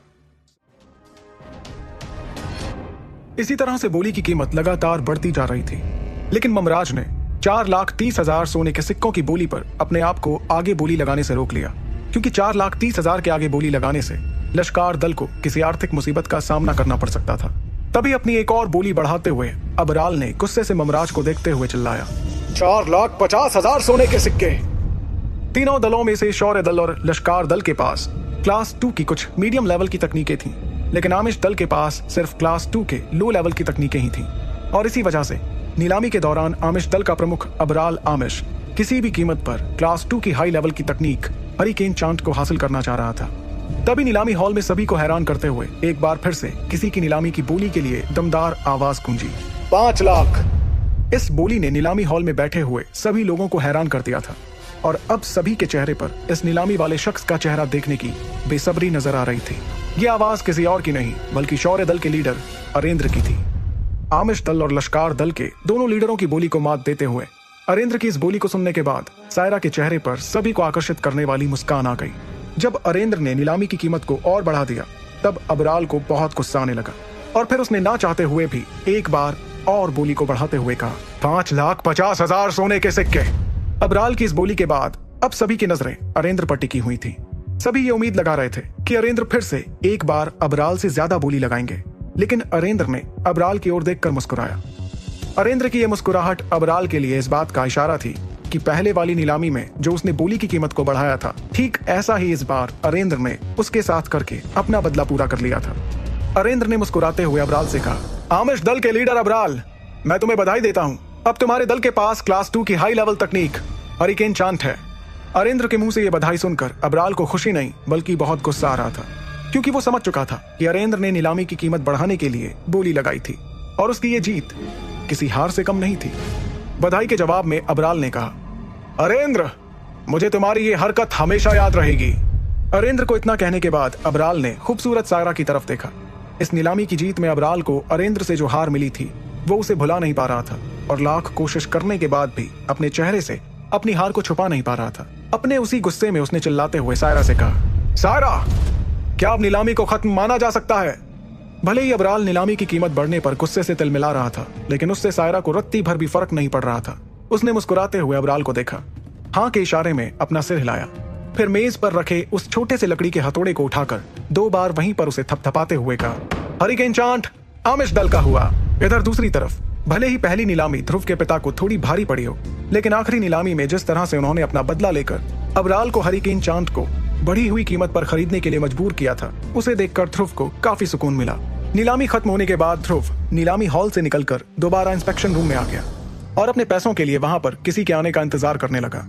अगले ही पल ध्रुव को इस बात का एहसास हुआ कि कोई धीरे धीरे इंस्पेक्शन रूम की ओर 2 लोगों के साथ आ रहा है। उसने जैसे ही पीछे पलट कर देखा, उसे दरवाजे पर 2 परछाइयां नजर आईं। तभी ध्रुव ने हड़बड़ाते हुए अपने चेहरे को ठीक से नकाब से ढका। अगले ही पल उसके कानों में पीछे से एक खिलखिलाहट वाली हंसी के साथ मीठी आवाज गूंजी, क्या आप ही अमृतधारा के मालिक हैं? मुझे लगता है कि आप पहली बार मैसोडोरिया शहर में आए होंगे। ध्रुव ने पीछे मुड़ने से पहले अपने नकाब को अच्छी तरह से ढक लिया था ताकि कोई उसका चेहरा देख ना पाए। फिर जैसे ही ध्रुव ने पलट कर देखा तो उसे लाल रंग के कपड़ों में वही लड़की नजर आई जो नीलामी हॉल में बोली लगवा रही थी। सायरा का गोरा रंग, लंबी पलकों में छुपी बड़ी बड़ी आंखें और गुलाब की पंखुड़ियों जैसे गुलाबी होंठ किसी को भी उसका दीवाना बनाने के लिए काफी थे। ध्रुव सायरा को गौर से देख ही रहा था कि अगले ही पल उसे अंगूठी में से विदुर की आवाज आई, हम यहाँ किसी काम के लिए आए थे ध्रुव। अगर तुमने सायरा को जी भर के देख लिया हो तो अब मैं उससे जरा काम की बात कर लूं। विदुर का इशारा समझने के बाद ध्रुव ने सायरा की बात पर हाँ के इशारे में अपना सिर हिलाया। अब ध्रुव और सायरा एक दूसरे के ठीक सामने बैठे हुए थे। नकाबपोश ध्रुव की आड़ में विदुर ने सायरा से कहा, हाँ, अमृतधारा का मालिक तो मैं ही हूं, लेकिन एक सच ये भी है कि आपकी वजह से अमृतधारा की नीलामी हो पाई है। इसके लिए मैं आपका तहे दिल से शुक्रिया अदा करता हूं। क्या हम अब पैसों की बात कर सकते हैं? ध्रुव की ओर से आए इस जवाब से सायरा को थोड़ा अजीब सा लगा, क्योंकि जो भी उससे बात करता था उसकी खूबसूरती में खो जाता था, लेकिन ध्रुव सायरा के चेहरे की तरफ देखे बिना ही उससे बात कर रहा था, मानो उस पर सायरा की खूबसूरती का कुछ भी असर नहीं हो रहा था। फिर भी सायरा ने मुस्कुराते हुए कहा, पैसों की आप चिंता मत कीजिए, लेकिन अभी उसके लिए आपको थोड़ा इंतजार करना होगा, क्योंकि अभी अमृतधारा की कुछ कागजी कार्रवाई करना बाकी है। नकाबपोश ध्रुव को देखते हुए सायरा ने मन ही मन में सोचा, आखिर ये है कौन, कहां से आया है और इसने अपने मुंह को नकाब से क्यों छुपा रखा है? जब बहुत कोशिश करने पर भी उसे ध्रुव के बारे में कुछ भी पता नहीं चल पा रहा था, तब सायरा ने अपने पास खड़े चरक गुरु की ओर देखा और सीधे ध्रुव से पूछा, मैंने आज तक किसी ऐसे हकीम को नहीं देखा जिसके पास अपनी खुद की पहचान ना हो। क्या मैं तुम्हारा नाम जान सकती हूँ? सायरा के इस सवाल पर ध्रुव एक पल के लिए थोड़ा सा हड़बड़ा गया। मौके को संभालते हुए विदुर ने ध्रुव की ओर से थोड़ी सख्त आवाज में कहा, अगर मुझे पैसों की जरूरत है और मैं उसके लिए खुद चलकर तुम्हारे पास आया हूँ, तो इसका ये मतलब तो नहीं है कि मुझे अपना नाम भी बताना ही होगा। ध्रुव की बातों से सायरा को समझ आ गया कि वो अपने बारे में कुछ भी बताना नहीं चाहता था। तब सायरा ने उसकी नाराजगी को समझते हुए कहा, कोई बात नहीं, मैं तो सिर्फ तुम्हारा नाम जानना चाहती थी, लेकिन अगर तुम अपने बारे में कुछ भी बताना नहीं चाहते तो कोई बात नहीं, मैं तुम्हें किसी चीज के लिए मजबूर नहीं करूंगी। इतना कहते हुए सायरा धीरे से मुस्कुरा दी। उसी वक्त ध्रुव की नजर सायरा के गोरे पैर पर पड़ी। भले ही ध्रुव सायरा के सामने उसकी खूबसूरती की तारीफ नहीं कर रहा था, लेकिन उसे सायरा से बात करने का मन तो कर रहा था, क्योंकि वो जानता था कि आने वाले समय में उसे सायरा की बहुत ज्यादा जरूरत पड़ सकती थी। ध्रुव ने अपने आप से कहा, मुझे सायरा को समझने की जरूरत है। वो सिर्फ एक देखने की चीज नहीं है, बल्कि वो एक सबसे बेहतरीन नीलामी करवाने वाली एक कलाकार है। एक ऐसी कलाकार जो अगर पत्थर को भी अपने हाथ में रखकर नीलामी के लिए खड़ी हो जाए तो देखते ही देखते उसकी कीमत आसमान छू जाएगी। सायरा से बात करने के दौरान ध्रुव काफी चौकन्ना था, क्योंकि वो जानता था कि सायरा तरह तरह की बातें करते हुए उसके बारे में ज्यादा से ज्यादा बातें पता करना चाहती थी। वहीं जब सायरा अपने मकसद में कामयाब नहीं हुई तो उसने सीधे सीधे उसके बारे में जानने की कोशिश की। विदुर ने बड़ी ही चालाकी से सायरा और चरक गुरु के सवालों का जवाब भी दिया और खुद के बारे में उन्हें रत्ती भर भी खबर नहीं लगने दी। ध्रुव इस बात को अच्छे से जानता था कि अगर उसके साथ विदुर नहीं होता तो ये सब कुछ संभव नहीं हो पाता। विदुर के चालाकी से बात करने की वजह से सायरा को ध्रुव के बारे में कुछ भी पता नहीं चल पाया। जब सायरा भी इस बात को समझ गई कि वो अपने बारे में कुछ भी नहीं बताना चाहता था, तो सायरा ने भी उसके बारे में अब कुछ भी पूछना बंद कर दिया। अगली पल सायरा ने अपने पास से एक क्रिस्टल कार्ड निकाला जिस पर दरबार परिवार का एक निशान बना हुआ था। सायरा ने मुस्कुराते हुए उस क्रिस्टल कार्ड को ध्रुव की ओर बढ़ाते हुए कहा, ठीक है, अगर तुम अपने बारे में कुछ भी नहीं बताना चाहते हो तो ना सही, लेकिन इस क्रिस्टल कार्ड को अपने पास रख लो। ये दरबार नीलामी महल का VIP कार्ड है। इस कार्ड के जरिए तुम मार्कस पर किसी भी दरबार नीलामी महल से नीलामी में रखी चीजें खरीद सकते हो। और इस कार्ड की एक खासियत यह भी है कि इससे आपको नीलामी में खरीदी हुई सभी चीजों पर लगने वाले 5% टैक्स की बजाय सिर्फ 2% टैक्स ही देना होगा। सायरा के मुंह से वीआईपी कार्ड के बारे में इतना कुछ सुनकर ध्रुव ने चुपचाप उस कार्ड को ले लिया। उसे लग रहा था कि कभी ना कभी उसे इस कार्ड की जरूरत जरूर पड़ने वाली है। जैसे ही ध्रुव ने कार्ड लेने के लिए अपना हाथ आगे बढ़ाया, उसके हाथ को देखकर सायरा हैरानी में पड़ गई।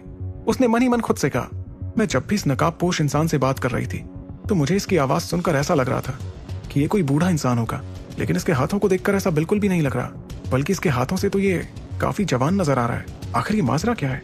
कौन है ये नकाबपोश?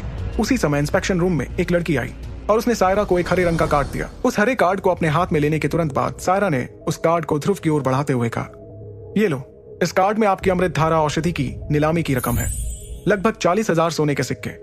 बाकी पैसे को 2% नीलामी टैक्स के हिसाब से काट लिया गया है। उस कार्ड को हाथ में लेते ही मानो ध्रुव की सारी चिंता खत्म हो चुकी थी। उसने मन ही मन कहा, मुझे यकीन नहीं हो रहा कि एकलव्य बनने के लिए मुझे जितने सोने के सिक्कों की जरूरत पड़ने वाली है वो अब इस हरे रंग के कार्ड में मौजूद है। क्योंकि अब ध्रुव के हाथों में कार्ड आ चुका था और उसके पास वहां पर रुकने की कोई और वजह नहीं थी, इसलिए उसने तुरंत सायरा से कहा, ठीक है, धन्यवाद, तो क्या अब मैं जा सकता हूं? इस पर सायरा ने मुस्कुराते हुए जवाब दिया, हाँ, जरूर, क्यों नहीं, और हाँ, अगर आप आगे भी कभी किसी चीज की नीलामी कराना चाहें तो मुझे याद कर सकते हैं। इस बात पर ध्रुव ने हाँ के इशारे में अपना सिर हिलाया और दरबार नीलामी महल से बाहर निकल गया। जैसे ही सायरा के सामने से नकाबपोश ध्रुव की छाया धीरे धीरे गायब हो रही थी, उसके चेहरे की मुस्कान भी धीरे धीरे गायब हो रही थी। ध्रुव को दरबार नीलामी महल के बाहर तक छोड़कर आने के बाद सायरा वापस अपनी कुर्सी पर जाकर बैठ गई। उस इंस्पेक्शन रूम में सायरा के साथ चरक गुरु और एक दूसरा शख्स भी मौजूद था। इंस्पेक्शन रूम की कुछ देर की खामोशी को तोड़ते हुए सायरा ने कहा, चरक गुरु, क्या आपको सही में ऐसा लगता है कि ये नकाबपोश जो भी था वो एक अच्छा हकीम है? सायरा के इस सवाल पर बिना देर किए चरक गुरु ने जवाब देते हुए कहा, हाँ बिल्कुल, इसमें कोई शक नहीं कि वो नकाबपोश जो भी था एक बहुत ही अच्छा हकीम है। बल्कि मैं तो ये कहूंगा कि वो मुझसे भी ज्यादा अच्छा हकीम है, क्योंकि जिस अमृत धारा को उसने तैयार किया है उसे तो मैं चाह कर भी नहीं बना सकता हूँ। तभी सायरा ने अपने चेहरे पर एक रहस्यमयी मुस्कान लाते हुए कहा, अगर तुम्हें उस अमृत धारा को बनाने वाला फॉर्मूला मिल जाए तो क्या तब भी तुम उस अमृत धारा को नहीं बना पाओगे? सायरा के मुंह से निकली इस बात को सुनकर चरक गुरु एकदम से चौंक पड़ा और उसने तुरंत तेज आवाज में कहा, एक औषधि का फॉर्मूला किसी भी हकीम की पूरी जिंदगी की कीमत होती है। आप ऐसा कुछ करने के बारे में सोच भी कैसे सकती हैं? एक ऐसा हकीम जिसके बारे में अभी हम कुछ भी नहीं जानते, उससे उसके फॉर्मूले को हासिल करने के बारे में सोचना भी दरबार परिवार के लिए ठीक नहीं होगा। इतना कहने के बाद चरक गुरु कुछ सालों की पहले की बात को याद करते हुए सायरा के ठीक सामने कुर्सी पर बैठ गया और कहने लगा, बरसों पहले भी वुहान साम्राज्य के एक परिवार ने इसी तरह की भूल की थी। उन्होंने बाली नाम के हकीम से किसी औषधि के फॉर्मूले को लेने के लिए उन पर दबाव बनाया था। बदले में बाली ने उस परिवार को खत्म करने के लिए कुछ शक्तिशाली लोगों को उस परिवार के पास भेजा, जिसके बाद उस परिवार का वुहान साम्राज्य से पूरी तरह से नामो निशान ही मिट गया। इस पर सायरा ने बड़े ही इत्मीनान से कहा, हाँ, मैं जानती हूँ इस बारे में। सायरा को इस तरह बेपरवाही से बातें करते देखकर चरक गुरु ने अपने उसी रवैये को बरकरार रखते हुए कहा, तो फिर ऐसा वैसा कुछ भी करने के बारे में आप क्यों सोच रही हैं? भले ही हमारा परिवार उस परिवार से ज्यादा शक्तिशाली है, लेकिन एक रहस्यमयी हकीम को इस तरह से नाराज करना बिल्कुल भी ठीक नहीं है। उससे दोस्ती का हाथ आगे बढ़ाइए और फिर देखिए वो किस तरह से आपको तरह तरह की औषधि नीलामी के लिए बना कर देता रहेगा।